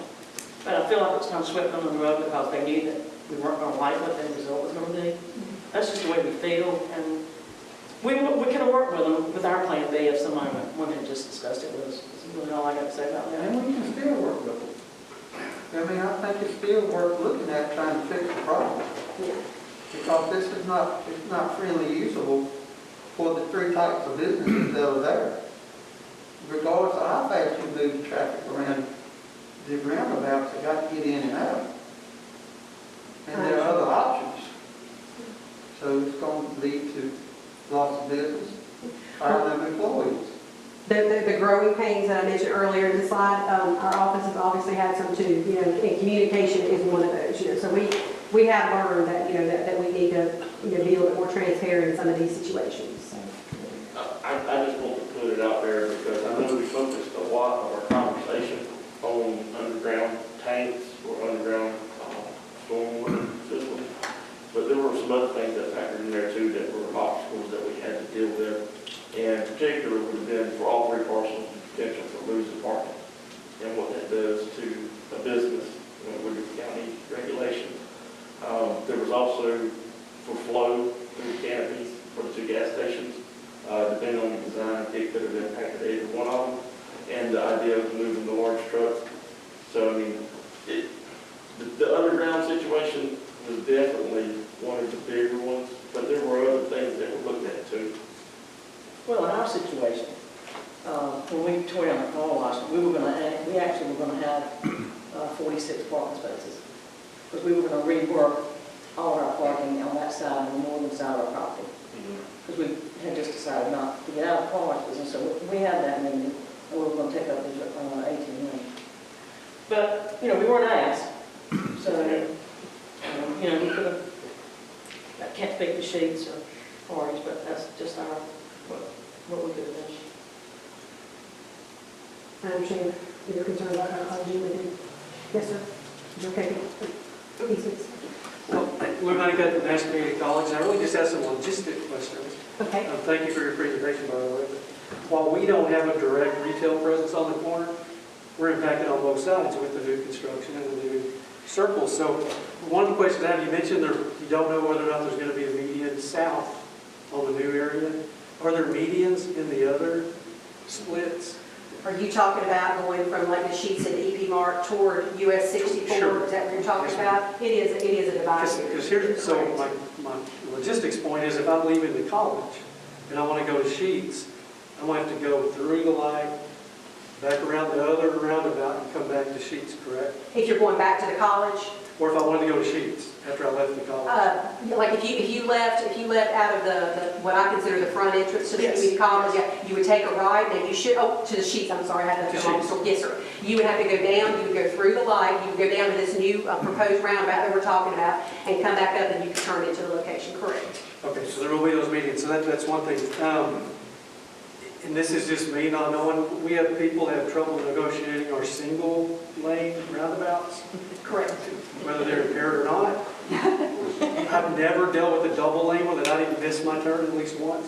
So my question is, we are concerned somewhat with, number one, the extent of people now having to use the roundabouts that are R2 entrances, which is very convenient for us. Yes. But on the safety stuff you presented, was that on 2-lane roundabouts or 1-lane roundabouts? You know, thank you. Yeah. Again, I'm Jim Dunlop, congestion management engineer, and I've been the roundabout person for the department since we put our first one in 1998. Our studies did include dual-lane roundabouts. For the most part, the dual-lane roundabouts operate the same from a safety standpoint. We have had some issues with one in particular in front of NC State at Hillsborough and Overland and Pullen. We resolved that by pulling back some of the lanes. That said, we have roughly 500 roundabouts, about 10% are multi-lane roundabouts. We have not had a significant safety problem at the others. We do have the difference nationally between single lane and multi-lane roundabouts is you will see some more property damage crashes at multi-lane roundabouts. You don't see you have the same benefit from an injury and crash standpoint for all roundabouts. You do have some issues with some of the designs. We hopefully have accommodated that. We've learned the past 22 years with the designs here, and we're very careful with these designs. Regardless of whether there were roundabouts or inner signals, there were going to be medians on Old Carriage and Eastern and Sunset because of the multi-lanes. We would not build we are not building 5-lane roads anymore. There's a reason the center lane is nicknamed the suicide lane. And we see that from our data, and so any multi-lane roads will be a 4-lane divided road. So if we leave the signal, if we put in the left turn lanes, you would have been able to make a U-turn at the intersection. So from that standpoint, going from the college to the Sheets, as one of the examples of the travel, would have been a little bit easier. Now, with this additional roundabout, hopefully going to be able to be installed. It does have to go through the design and then also some approval from a funding standpoint, which we hope will be accommodated with this project. There will be some distance outside of that. What we have found with medians and with what we call our reduced conflict intersections, of which this median left is one of them, is that businesses overall are not affected in general with that. That being said, those are mostly for the destination businesses. Certainly the convenience store businesses are different. I've always said with the median, if you're a Starbucks and you're on the outbound side, your inbound is the morning, your outbound is the afternoon. If you have a Starbucks on your outbound side, you're on the wrong side of the road, period. There's not as much of that here as you would on a regular commuter route. You do have, obviously the 3 businesses that are there now are the convenience type. Certainly the 2 gas stations in particular are. Hardee's, the fast food, is in that general category. So you do have that impact here. For those travelers who don't go on one side of the road, they go on the other side of the road, it may be somewhat even here.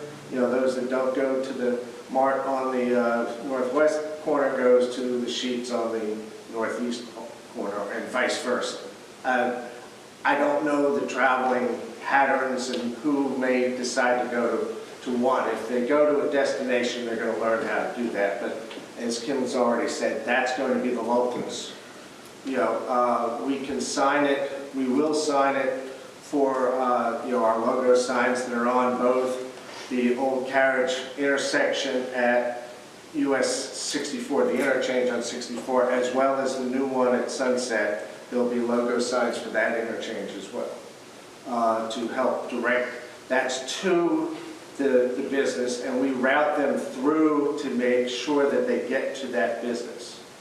And then we have routing signs that will say 295, 260, and 264. I got to say that carefully instead of 264, of course, a little further west. We have those signs, trailblazing signs as we call them.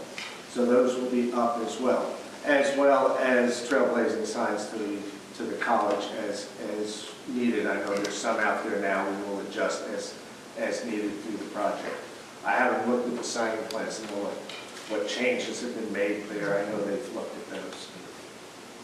But sorry, that was long-winded to tell you about a roundabout. Sorry, I had a few more comments, but we have looked at it. We've looked at this design. As Kim says, it accommodates the trucks.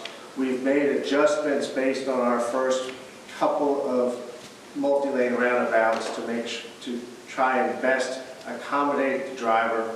There's still going to be mistakes made by the driver with the roundabouts, with the lower speed. We hope we have minimized the impact if there is a mistake made by a driver, either by being able to recover quickly and avoiding a crash because of the low speeds, or if there is a crash, the damage is contained to the property, the cars, and not to the people that are in there.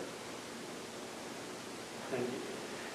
One more concern and one question, then I'll leave you alone. You're fine, yes, sir. One of the, it's just a slight concern at this point, but currently we have we'll say a steady stream of traffic of locals that understand they can go in through our roundabout into the south part of campus, leave campus and miss the light. Yes. We think that's probably only going to get worse when they figure out you can't turn left if you're going east on Eastern.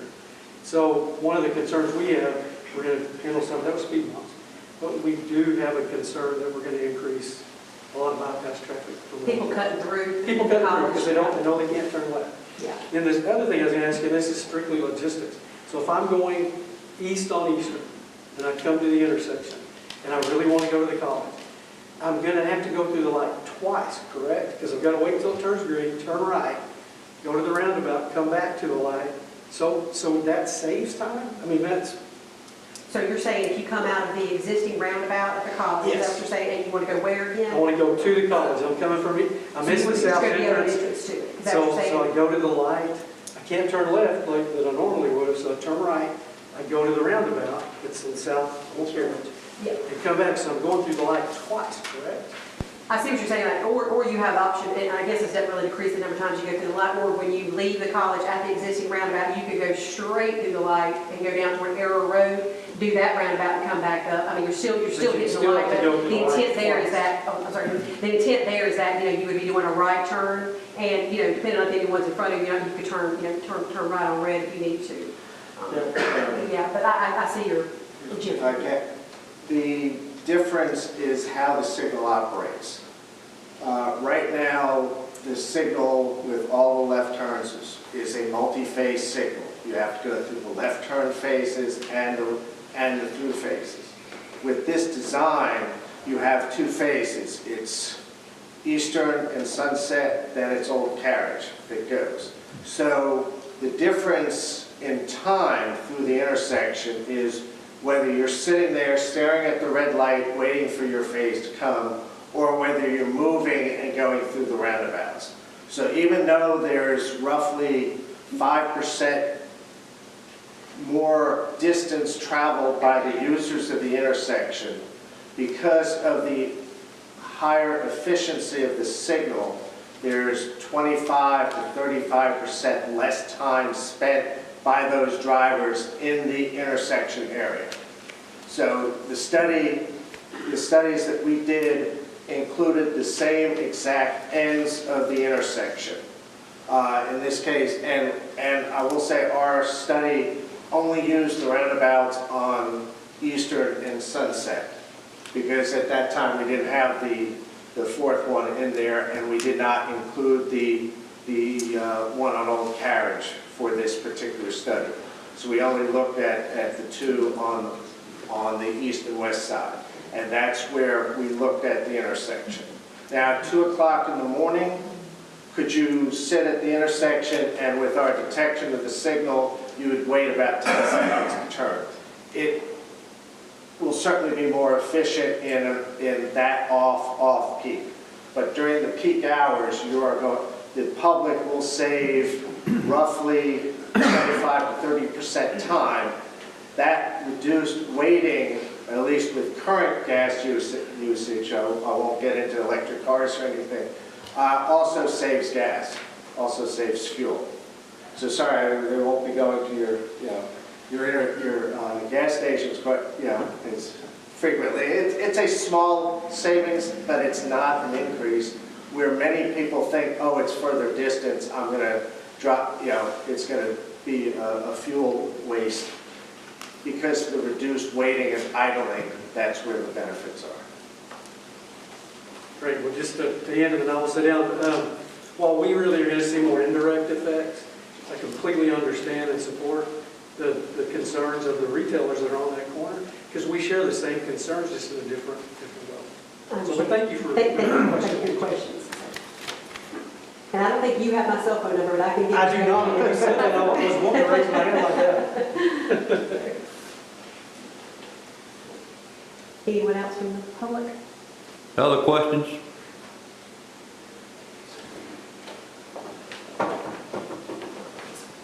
I have. Will there be speed bumps, caution signs before the roundabout to reduce the speed of the drivers. Are you asking if there'll be caution signs before the roundabouts? All speed bumps. Oh, speed bumps. I don't think we have any. Yeah, there's no speed bumps that will be installed. There should be some type of signing about the roundabout and then the option, visually to see it also. But yeah, we're not having any type of speed bumps before these roundabouts. The speed limit through these locations, I think it might change right at the intersection of Old Carriage Road, but from Nashville up to Old Carriage, I believe the speed limit is 55, and then once you cross over, it turns into 45. And that's just if I had to guess, that's just not I believe it's going to be 35 Okay. on the roads because of the roundabouts. Okay. We made a decision, we asked what was the vision of Eastern and Sunset for this project. Do you want a high-speed moving facility? And if that were the case, we would have designed it closer to what you see on 301 in Rocky Mountain with our RCI, or you may have heard us call it super streets before. That would have been the design on there. The desire was to slow down the speeds, make it a lower speed facility, and that's where we decided on the roundabouts. So we will have a speed reduction out there, but you won't see you won't see the actual speed bumps out there. And if you think about the current design that's out there for the existing roundabout, and the others will do this also, as you're approaching the roundabout, we intentionally shift the road to make traffic basically pay attention, for lack of better words. If we shift that to make them slow down in preparation for approaching that roundabout. Does that answer your question? Are you okay with that? Anyone else have a question? Kim, I greatly appreciate your efforts here today, and on behalf of the board, what I'd like to do, Kevin, if I may, since I think you're in charge of all these people here, Yes, sir. if you would, at minimum, have DOT take another good look at this.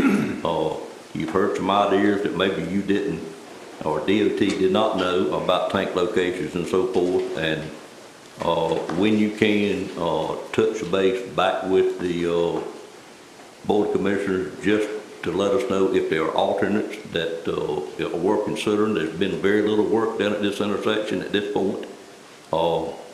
And I would hope that hearing what you've heard today, that there would be at least some improvement on what we are doing there, because I fully understand all the concerns, there's no doubt about that. So, and I experience it every day because I'm located within seeing distance of I-95, and had I known what was going to happen with my new office, I probably would have put in a heavier pavement design, because we have a tremendous amount of turnarounds in our driveway with people disoriented when they get off of 95. So points are all well taken, and is it too much for this board to ask to take a real good look at this thing before we actually get too far in construction? Kevin? Yes, sir, we'll respond back to the board. We'll certainly go back and do any final reviews of any comments made today. Yes, sir. Okay. And we would be glad to meet with you. Locations and concerns. Yes, sir. We've met with the sheriff. I just want to say, we live and work here. It's not our intent to harm. We care about our community. We want to make the best decisions we can. We can't always make everybody happy, but we do the best that we can. Sure. We appreciate everybody's dealing with what we call progress here, I guess, on Sunset and Eastern, and we do look forward to the project being delivered to the public. Well, there's no doubt that the interchange with I-95 on Sunset is certainly progress. That's something that I've been involved in asked, actually been to DOT many meetings in years past, and we have begged, pleaded, and everything else, and quite frankly, I'm surprised that it's finally happening. It is a very tight fit out there between the two interchanges, as we all know, and y'all have gotten innovative and somehow made it work, even though it didn't fit the guidelines by which you've always operated on. So it's certainly appreciative on behalf of the county and retail business that we are at this point getting that interchange. Mr. Outlaw, you had another point. Yeah, I just wanted to make this comment. Nothing's done until it's done. I'm a simple person. You've got the Hardee's people are saying they had a plan. You got the EP people are saying they had a plan. I have not heard from Sheets. I have not heard from Joe Bell today, but I think Joe's probably got a plan too. So I want to take your comment one step further and say, I would like to see the stakeholders in the area have a meeting, a guaranteed meeting, to get in a room and see if this can be worked out. Nobody knows the convenience store business better than the people that run convenience stores. And I just think that's what you should do. You should get in a room, shut the door, be open with each other, and see what you can or can't do to work this thing out. That would be my recommendation. And the sooner you do that, the better you're going to be able to come to some final decision. I don't recommend you wait. I don't think it's, I really would want to know leaving here today that these stakeholders are going to be in the room with DOT and have a frank, open discussion about this. And then when you come back, I'll hear from the stakeholders and I'll hear from DOT, and it'll be what it'll be. But I think that's fair to give them that opportunity to say what they need to say in a setting that's not in a public setting like this, but more in a private setting where you can say what's on your mind and work through this thing in a civil, adult way. That's just me. Understood. Thank you, Mr. Outlaw. Mr. Belfield? I'd just like to express some concerns and maybe ask a question. I have concern about Sunset Avenue with the interchange that's proposed. Sunset Avenue is really heavy traffic up and down, and it has turn lanes on it, and people get impatient sitting to wait for the traffic to clear so they can get out there on Sunset Avenue, or pulling in the turn lane, and then when they get a chance, they shoot across other cars, and we have had some crashes. Yeah. And as I look at it, and been watching it now for a couple of years, traffic lights and all would slow that traffic down, and then going down there, they got this long stretch. Some of those cars running 70 miles an hour or more, and then the car pull out in front of them, then you got a crash. So I would hope that you would look at stoplights at every place that someone can pulling out of the street to get out there on Sunset Avenue, because people are very impatient now, and running them down these streets and major thoroughfares, they're running way above the speed limit. And I know I was traveling up to Durham when my wife was in the hospital, going up there every day going. 3 and 4 cars done jammed up on each other. They're running so fast and so close. One had to slow down, or something else just ram right in the back of them. Coming back at night, same thing. So it seemed like to me we need to work on slowing traffic down. What's the best way to do it? People are just, in my opinion, wild out there now, the way they drive. We can't control the public. I mean, you know that as well as I do. We can, if any areas see any problems, especially after the project is open to traffic, you can always contact the highway patrol and they can monitor an area. Like, well, we don't have enough of them. We don't have enough of them out there to catch them. The college cut through, we have had, I know on our 301 project during our construction, we had situations where people were using certain areas as cut throughs.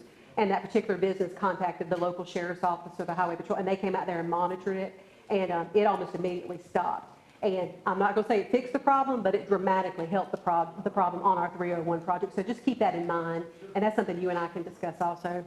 And I don't mean to interrupt you, but back to what you're talking about, that's what, Jim was talking about earlier. That's why, we're trying to reduce the speeds on there so that they have something they can regulate. And that's why we're putting in the roundabouts instead of the actual intersections. And it's why we've got that divided median in there instead of like what Jim referred to as the suicide lane, trying people to keep people from trying to cut across and then merge in when they can. Well, up there where the state employee building is, and people trying to get out, people are turning in there, people are trying to get out of Jones Street onto Sunset. That's a big problem right in that area. Yeah. And it really needs to be looked at. Phil, I think there has been a study done in conjunction with the city of Rocky Mount for that whole section through there. I don't know where the funding is. I but thought they worked together. They do work together. That's my point. I mean, that study has been done, because I have seen that study through the MPO, but there is future plans to work on the area that you're speaking of, which is outside of the area that we're discussing today. But I know the location you're referring to, though. right, So. yeah, definitely, it's dangerous.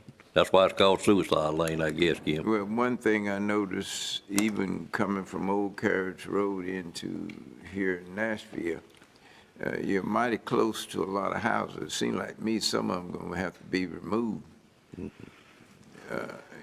You all have already worked that out, displacing homes? We have, yeah, and our contractor did. It wasn't the Department of Transportation, but our contractor did. But we had, I won't go into specifics, but we did have a few settlements that actually had to relocate a few people due to the proximity of their homes. And we've torn down a couple of homes already that are out there. But you do have some that still remain close, but they're still within our safety limits, so. All right, are there any other commissioners got a comment or concern? I have a comment I want to make. I sat here and I listened to Ms. Moore say that the citizens, residents were contacted, that businesses, they do their best not to disrupt them, but it looks to me that DOT did not take into consideration when they were doing that roundabout. So I have a grave concern about that.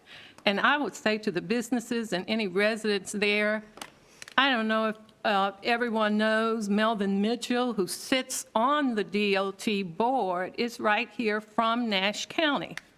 So I suggest reaching out to him, but, and I just got on this board in August, but it looks to me, I hate roundabouts.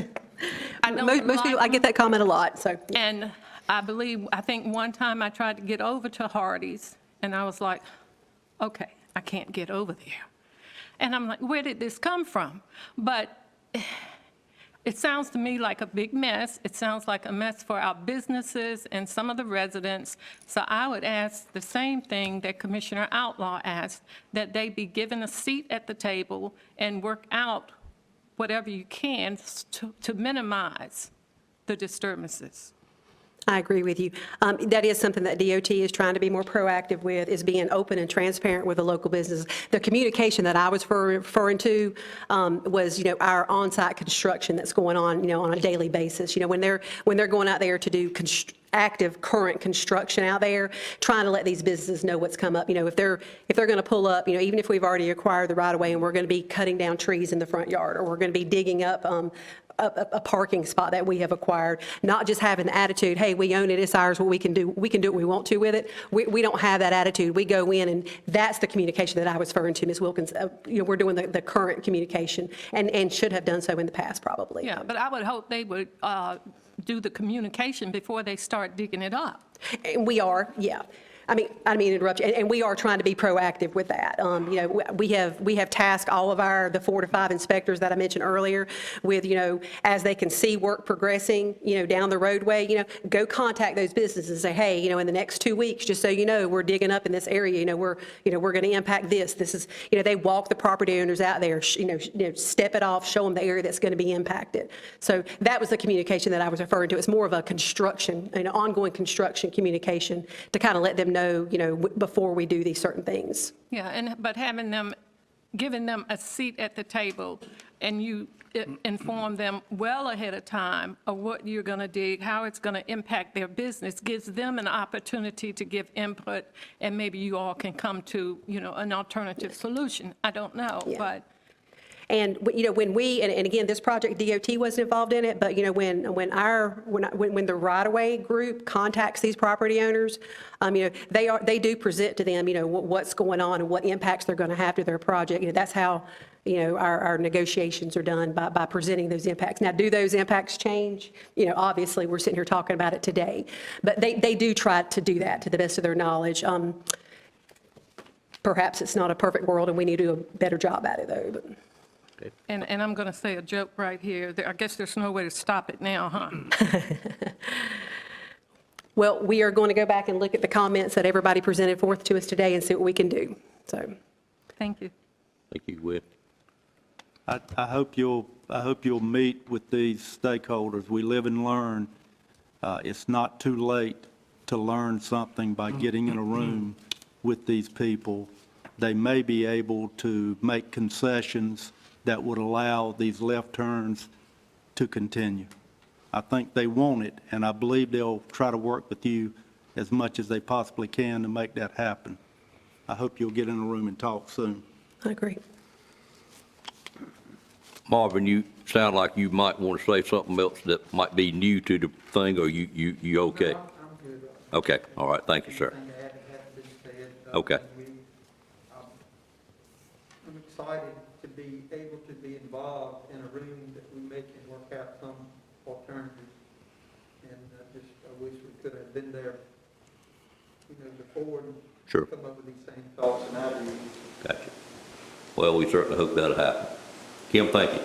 Thank you, appreciate your time, thank you, sir. All of your people with you. I know we've taken a lot of your time for some very valuable people today, but it's greatly appreciated by this board. We look forward to future involvements in your projects, and at any time for all of y'all with DOT, you need any help from this board, come to us and we'll do all we can. Thank you, appreciate it, thank you for your time. I want to thank you, Ms. Moore, for being here today and making this presentation. You are in a tough spot. Yeah. And you've made a great presentation. You've done a good job with it. I just appreciate very much you doing this. I Thank know you. it was not an easy thing to do today. Thank you. Thank you, Commissioners, thank you, Chairman Davis. Sure. Thank you. Yeah. Any commissioner need a pause, or are we okay to keep moving? I do. You do, okay. I'm going to take about a 10-minute recess, and then we'll finish up, start back on item number 6. While we were in the middle of that discussion, I know I saw Mr. Hill step out and probably did an update, our weekly update, and if you got your material with you, I'd kind of like for you to update the board with what you said today, Mr. Hill. Are you prepared to do that? Yes, sir. Okay. Delighted to do that. Okay. With some Thank you. bad figures, not too much delight there. But, We need to know what we got. yeah, that's exactly right. Just to give you just a little history, I always like to do this to place it in perspective. A couple of weeks ago, I reported 1,425 new cases. That was up from about 337 the week before, and I said, wow, 1,425 new cases, that's a lot. Then last week, I reported 2,442, I believe, 2,400, so it was up over 1,000 new cases last week. This week, it's a lot, but not a lot more. This week, I'm reporting 2,510, and again, that was not quite 100 new cases, less, 70 maybe some new cases this week, but 2,510 new cases reported over the past week. That's still a lot of infection in our community, and that totals out, and this is cumulative since we started talking about this nearly 2 years ago, at 22,691. We did have a fair number of deaths this week. We added 9 deaths, and they range from the 50s up to the 80s. They're not necessarily deaths that occurred in the same week, and that's true at the state level too. It's just when we receive those, but we are adding 9 deaths to our tally. That takes us to 258 that we know about that are attributed to coronavirus. Having said that, we've seen hospitalizations go up from the 20s, 30s, and 30s a couple weeks ago 40s last week when I reported. By the end of the week, 47, 48. And today at Nash UNC, 63 hospitalizations that are COVID-related. 4 of those 63 are in ICU. 3 of those 4 in ICU on ventilators. So you've got 4 patients very sick, and of course, if you're sick enough to be in the hospital, the other ones are sick too. We're seeing a little more in breakthrough. I don't like to talk about this because it discourages vaccinations, and I can't say enough, again, about encouraging vaccinations and boosters, especially with Omicron strain. 21 of the 63 had been vaccinated, so 21 of the 63 in the hospital had been vaccinated, and even 1 of the 3 on a vent was vaccinated. But again, if you look at the numbers, 63 compared with 2,500 new cases, and the prevalence, not to mention the prevalence of the infection still in the community, it's still a relatively low hospitalization rate compared to the number of cases going up. And it certainly gets down to the very, very sick with 4 in ICU. That is still even a smaller percentage than what you would see as far as the rise in new cases. I would not be surprised if we aren't going to start very soon seeing this summit reached. Maybe this peak we'll see very soon, maybe in the next week or so, and hopefully, like New York and other states we're watching, we'll start to see a decline. Now, will we have another strain? Will we have another mutation? You can count on it. Will it become endemic eventually, meaning it's something we'll just live with, meaning endemic? Yes, most likely. Coronavirus will be around a long time.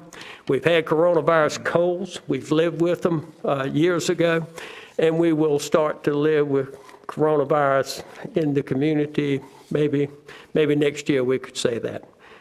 Maybe even later this year, since we're in a new calendar year. But that's the best that I can predict, that I think we're getting very close to a peak. And the question is, will everybody have a date with coronavirus? I don't know. Some folks, some health experts say yes. I think everyone will not, but I think we're seeing a large percentage of the population now being overtaken by coronavirus. And the more sick people we have, the less vaccinated population we have, the more of a chance for mutation. Anytime you've got a host, a viable host, and you've got the infection ongoing, you certainly open yourself up for more mutations to occur, which we'll see. Will they be worse or better? I don't know. We'll see. Maybe it'll be better. Omicron was a little better from the severity standpoint, but a lot worse from being highly contagious and transmissible. I think that's my report, Mr. Chairman and Commissioners. I appreciate that. Any question from a board member? I'll just try my best to keep up with that. Thank you, sir. Thank you. We're back on item number 6, which is the outside non-county agency funding policy. We were distributed this at our last meeting.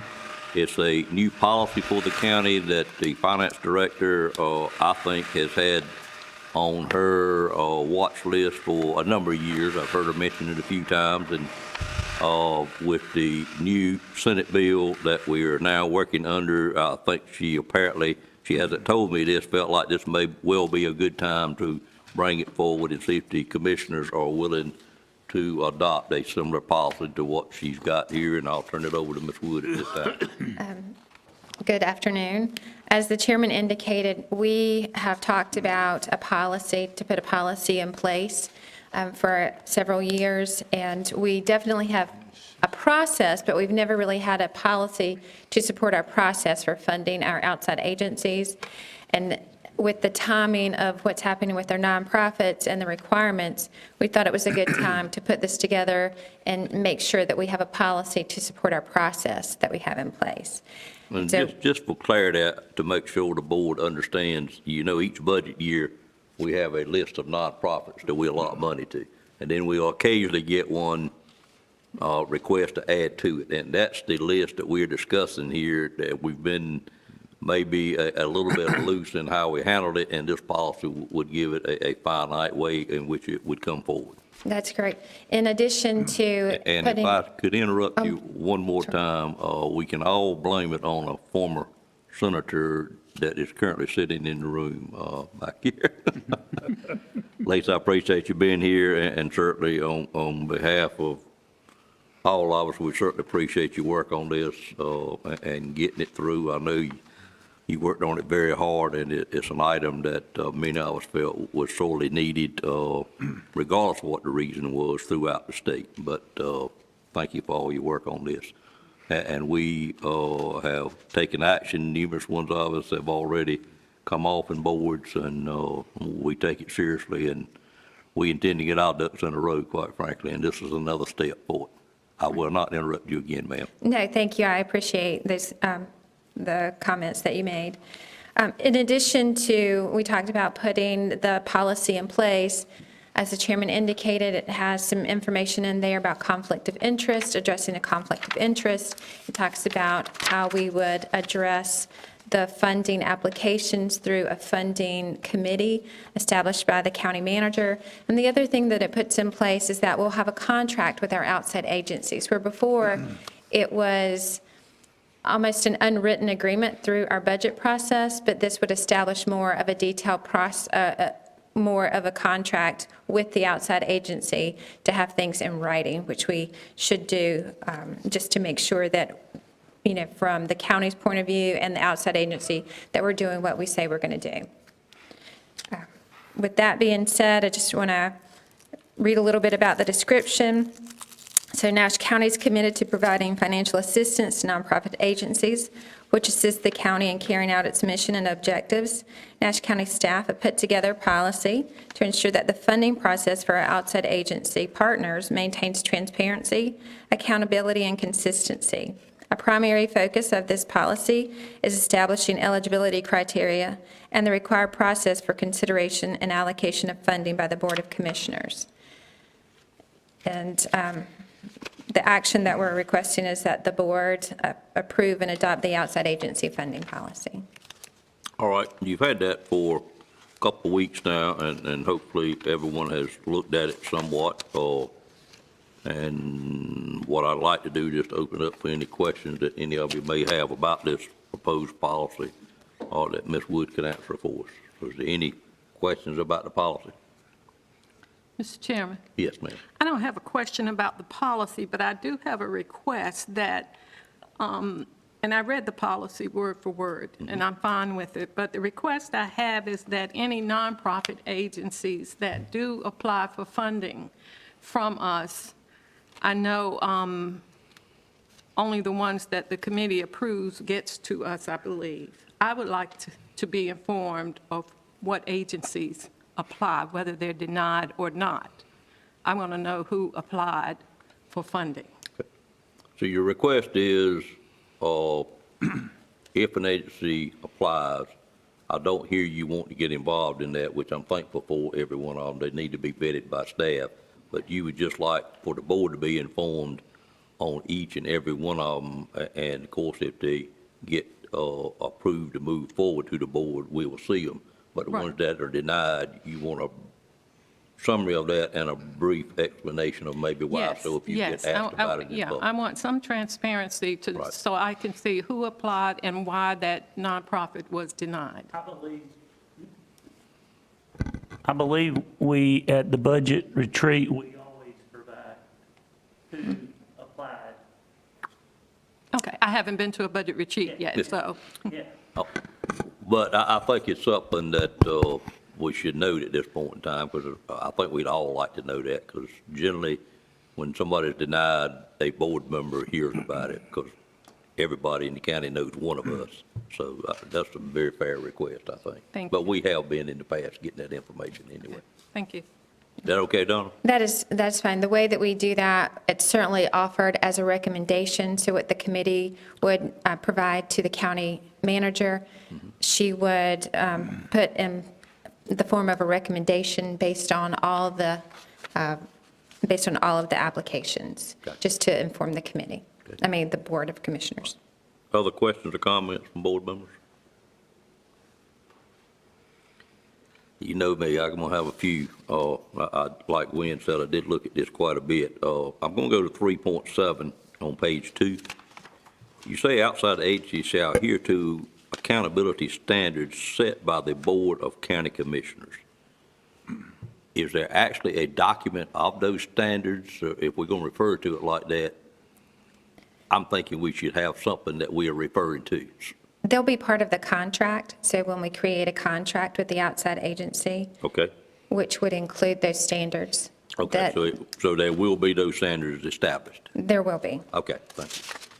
Well, Mr.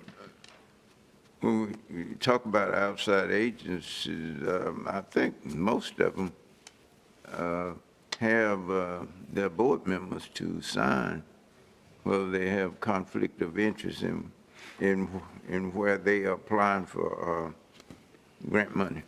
Right, that's correct. Yep.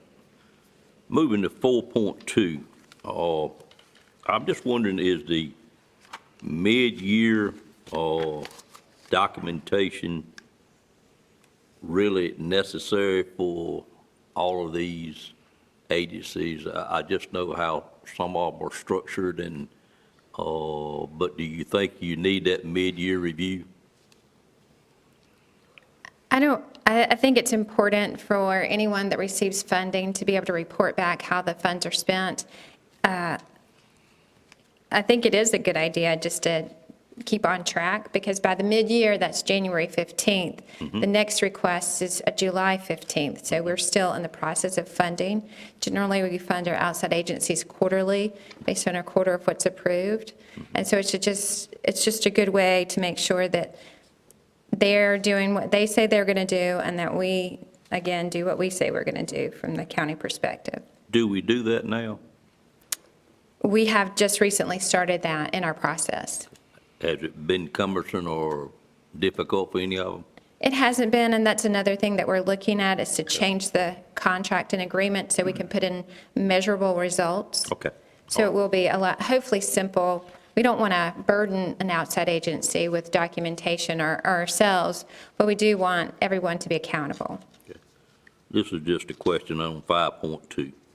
We set a limit of $25,000, and they must have an audited statement. Audited statement is costly, much more costly than a review. Is that come from some other document that you've seen, and is $25,000 really where we need an audited review rather than a compilation first and then a review second and then audited? Just give me your thoughts on that. So Sometimes it just costs an agency right much to get that audited report. It does. Now, when I was doing some review of other county policies, $25,000 was standard for an audit. And usually if you're going to fund that much money, it's a agency that already has enough funds that they're not just getting funding from the county, they have a larger revenue source, and so they would have probably already put in place an audit. So, but again, the $25,000 audit requirement was pretty standard. I think I looked at about 4 different counties, and each county had a $25,000 audit requirement. Would you at least be willing to monitor it, and if you get a lot of these nonprofits that are having difficult spending that much money to get it audited, reconsider it to maybe a review? And I'm talking language, I'm dealing with bonding companies. Sometimes you can get your bonding company to drop it down to a review status, which to me is almost as good as the audit, but certainly not as good as the audit, and you know that much better than I do. I'm just concerned about it costing our agencies too much that already are struggling for what they're trying to do. We can take a look at that. I can reword the audit requirement to indicate that depending on the level of funding available for the agency, that a review could be considered in place of an audit. Why don't we just I don't want to get in your business too much. I try not to do that. Why don't we just monitor it for a year or two and see if we get a lot of concern with it? Didn't we have some issues with that when we started requiring the volunteer fire departments to start giving us a report a number of years ago? I think the audited part of it was We a did. concern to some of them. How did we work through that? Well, the volunteer fire departments are no longer required to prepare an audit. So they can have a compilation or review. Okay. But right now with our process where it is part of the application process that we've asked the outside agencies, and I really haven't heard any concern about the audit at this point. Okay, I'll leave it up to you. It's currently existing with with our process, and I haven't had any concerns. Gotcha, okay. Well, I would think most of these agencies are being funded by multiple governmental agencies, or whatever. So one audit would suffice for all of that. Oh, yeah. Absolutely. Yeah, it would. Yeah. Mm-hmm. But an audit report, on the average, in the construction industry, is probably 3 times what a compilation would be, if not worse than that. Just a thought. Try to put the money that we give them to what their nonprofit goals are and not reporting back to us whenever possible. And my last item, let me review it just a second.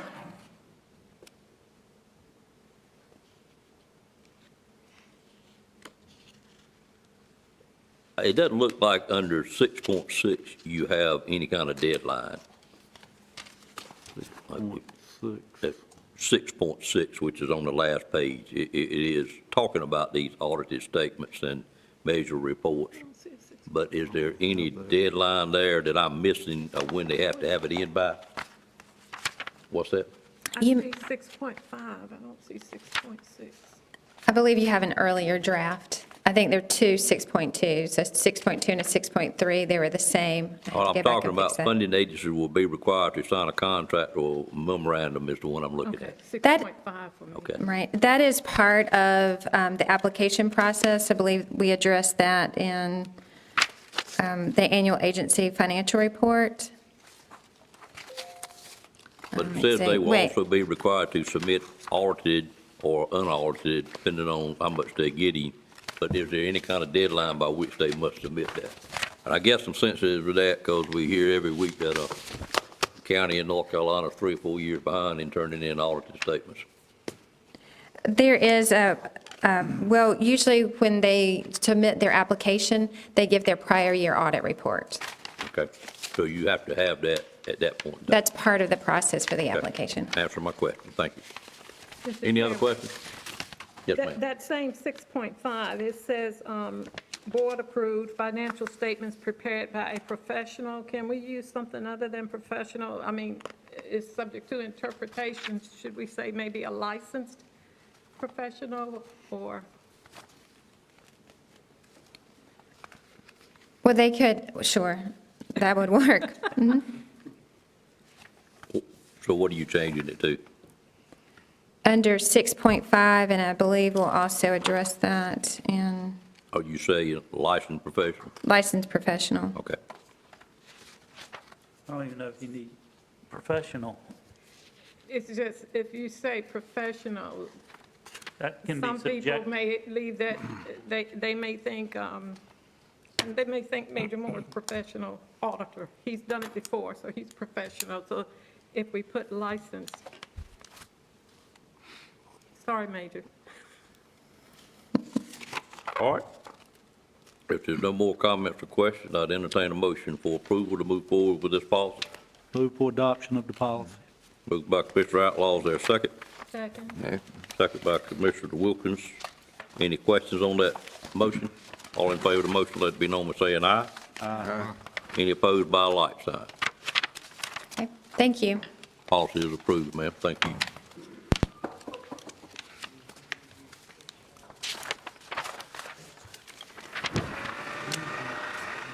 Mr. Outlaw, we're on item number 7, and I would turn it over to you at this time, sir, which is board, committee, or special reports. Okay, Now's the time to report on the various boards and committees that we work on. So I would ask you, if you don't have anything significant to report, then please indicate so we can move on to the next district. We'll start with District 1, Commissioner Arrington. Thank you, sir. District 2, Commissioner Bellfield. No significant report. I have two board, NEW meet next week, I believe it is, and Upper Coast Plain Council of Government meet today at 5:30. So I don't have any significant report to make at this time. Tar River Transit has not scheduled. Thank you, Mr. Bellfield. District 3, Commissioner Cone. The Agriculture Advisory Board has not met. Trillium did meet, and I'll just mention one thing to make it quick. The grand opening of the mobile unit is January 24th at 11 o'clock at the Southern Nash Senior Center. I know we all got notice of that, but it's for the public. Those mobile units are going to be really nice, and they're going to address a lot of things that Trillium deals with, like mental health screenings and general health checkups and vaccinations, not COVID, I think, just flu, pneumonia, substance disorder, traditional therapies they administer, outreach, medication management, care management, peer support. So I'd advise anybody that could to come to that grand opening, and that mobile unit will be there on the 24th, 11 o'clock. Thank you, sir. Any other questions for Commissioner Cone? Do you know where that would generally be staged at? This one's going to be at the Southern Nash Senior Center. I realize that dedication is. It's mobile though, so I think it'll be at different. Well, you don't think it'll be staged like in Pitt County or whatever? Well, it's going to be for, this unit will be 3 counties. Right. Well, four counties, Halifax, Gates, Northampton, and Nash. So it will be in Nash certain days and other counties, and I'm sure we'll get a schedule. Okay. All right. When it gets rolling. Okay. I just wonder where they intended to keep it at. You think it'll always be moving? I think so. Okay. Thank you, Mr. Outlaw. Thank you, sir. District 4, Commissioner Leggett. Board meets monthly, last met on January 6th, and at that meeting, 3 new board members were sworn in, Mr. Kevin Jones, Dr. Mike Johnson, and Dr. David Browder. The Strategic Twin Counties Education Partnership, they last met on October 19th, and our next meeting is scheduled for this coming up Friday, and that's a work session planning for this year. And then I have no update on the Natural Resources Resilience Committee. That's my report. Commissioner Leggett. Any other questions for Commissioner Leggett?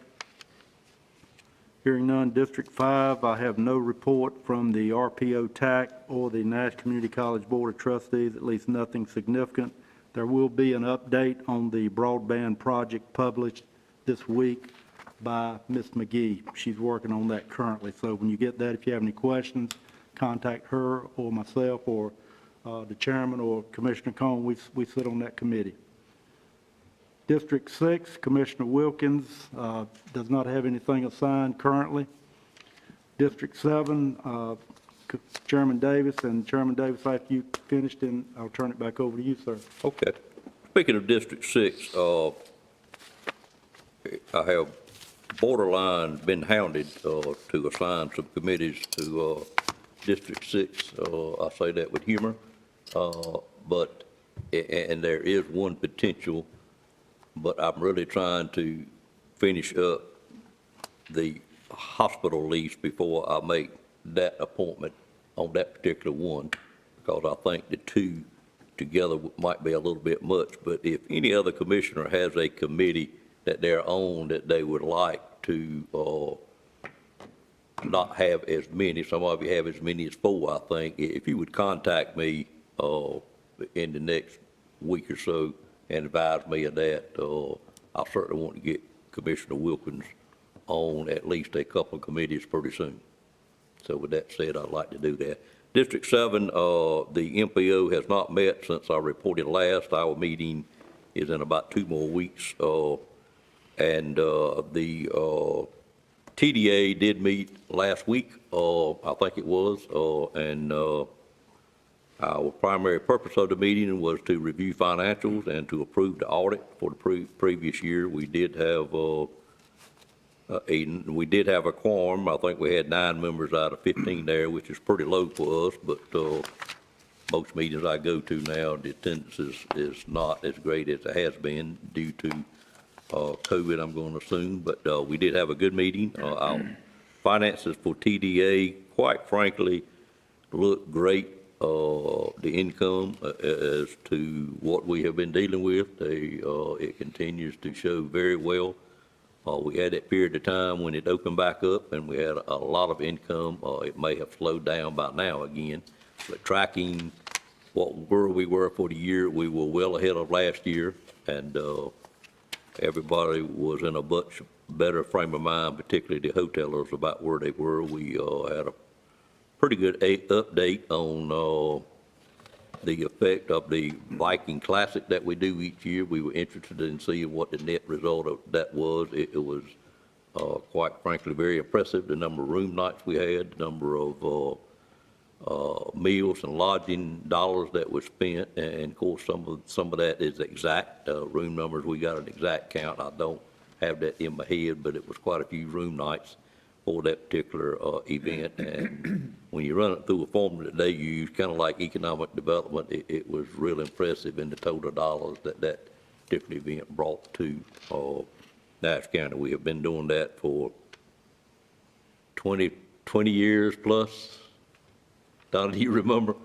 I should have brought that folder with me, but I did not. But a number of years, and it is, quite frankly, it kind of depends on who's playing who. But if it's federal, state, and Elizabeth City, it always does extremely well. It does well anyway, but you can tell when those two teams are playing one another. It's an arch rival, been going on a long time, evidently. But that report was very good, quite frankly, and very impressive on where we were versus what you may think that tourism has dropped off quite a bit. But we had that time when we all thought we were done with COVID, Mr. Hill, and all the numbers were down. And what I read, particularly from the Outer Banks, Mr. Lamb, I think they had the biggest year they'd ever had. People just want to get out and go do something. So it's a whole lot of that involved. So I am pleased to announce that went very well.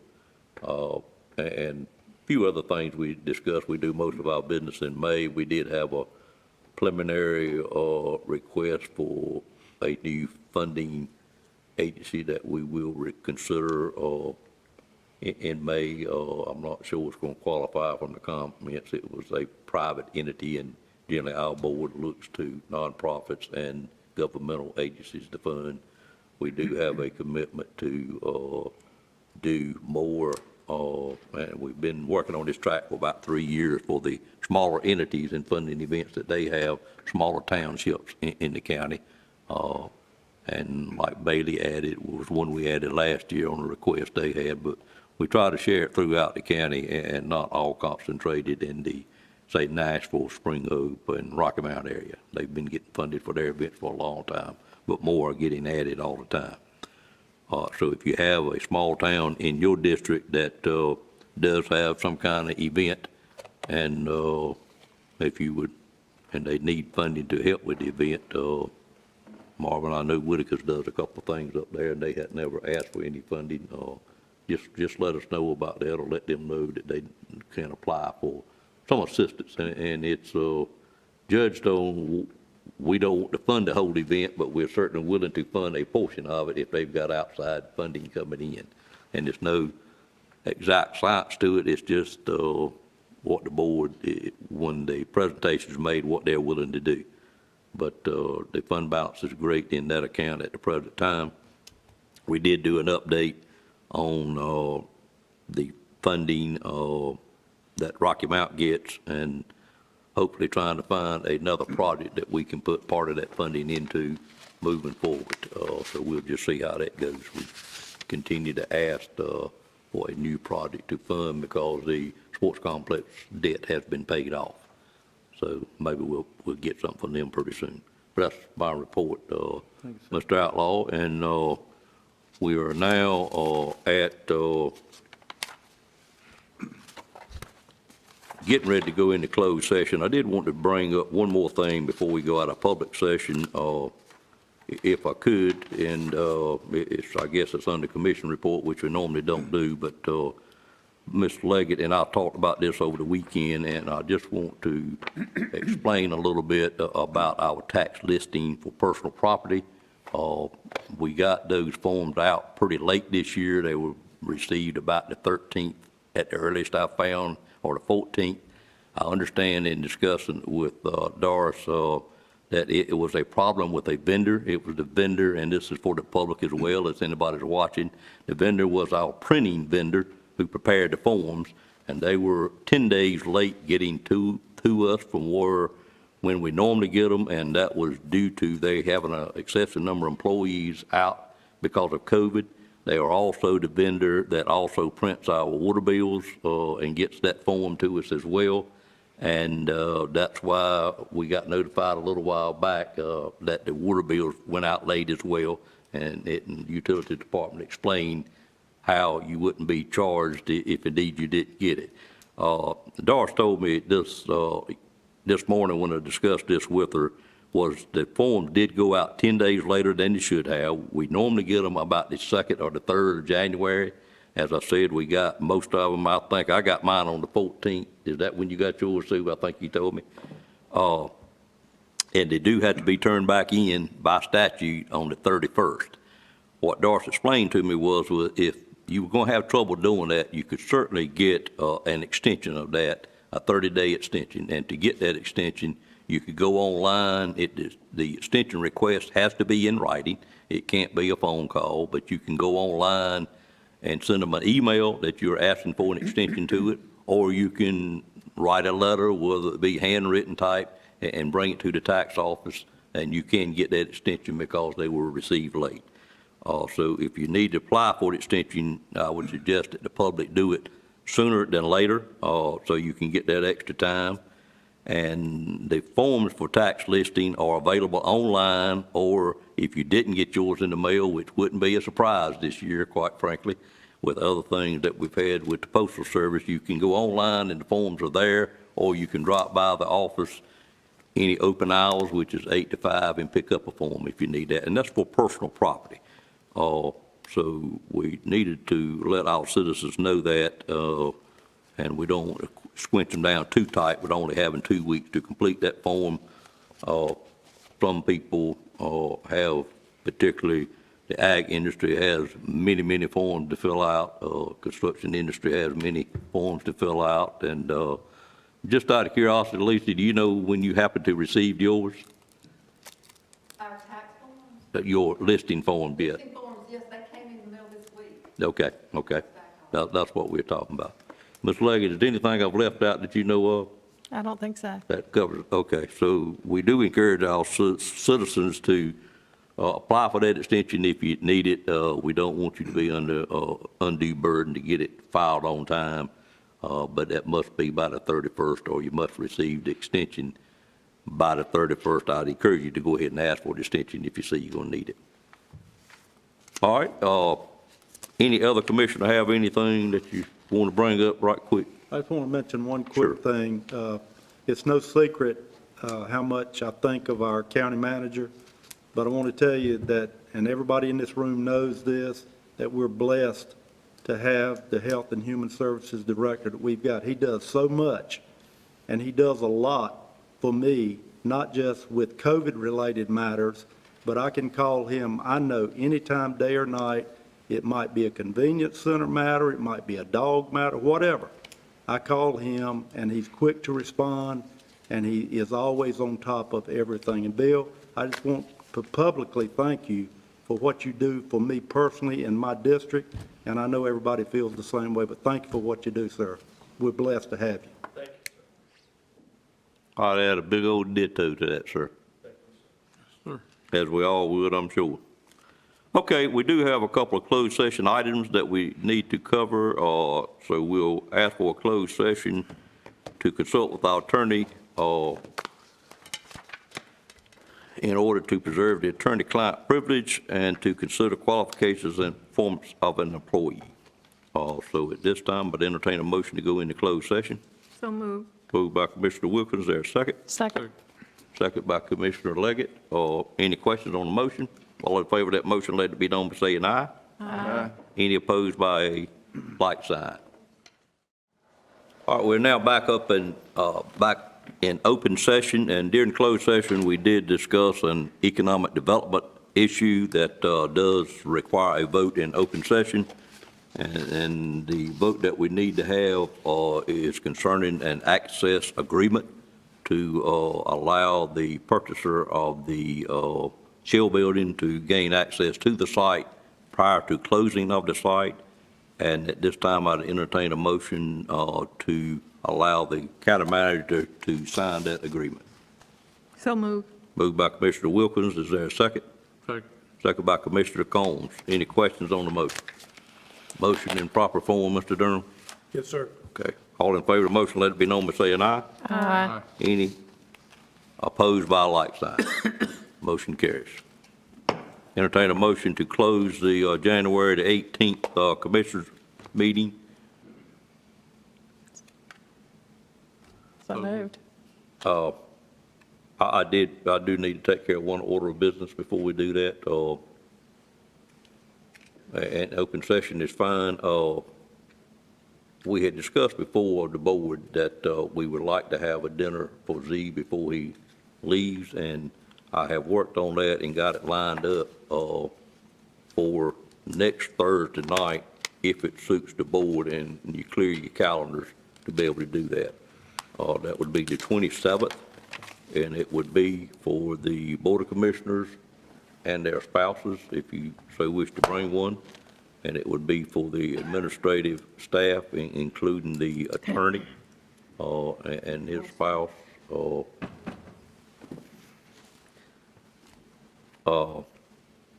So can you check your calendars and clear that? And I propose a time of 6:30, and I propose a location of Beverly Country Club. And Z has advised that he and his wife are available to attend that night if it works for everybody. What time? I suggest 6:30. I can make it when you want it. That's fine. Okay.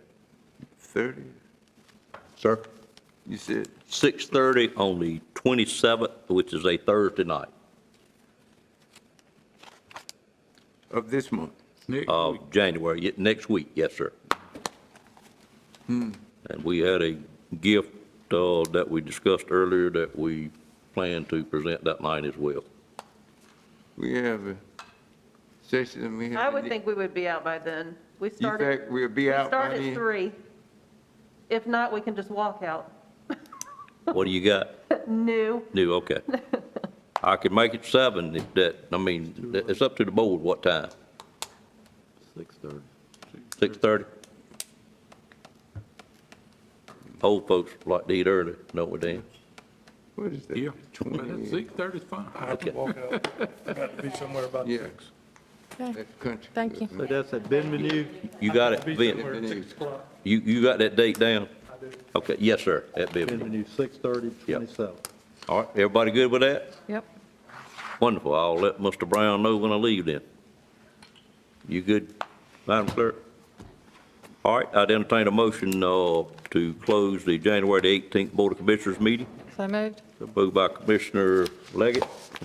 Y'all sound alike, I'm sorry, with the mask on. Is there a second to that motion? Second. Second by Commissioner Combs. Any questions on the motion? All in favor of the motion, let it be known by saying aye. Aye. Any opposed by a like sign? We are now adjourned. Thank y'all.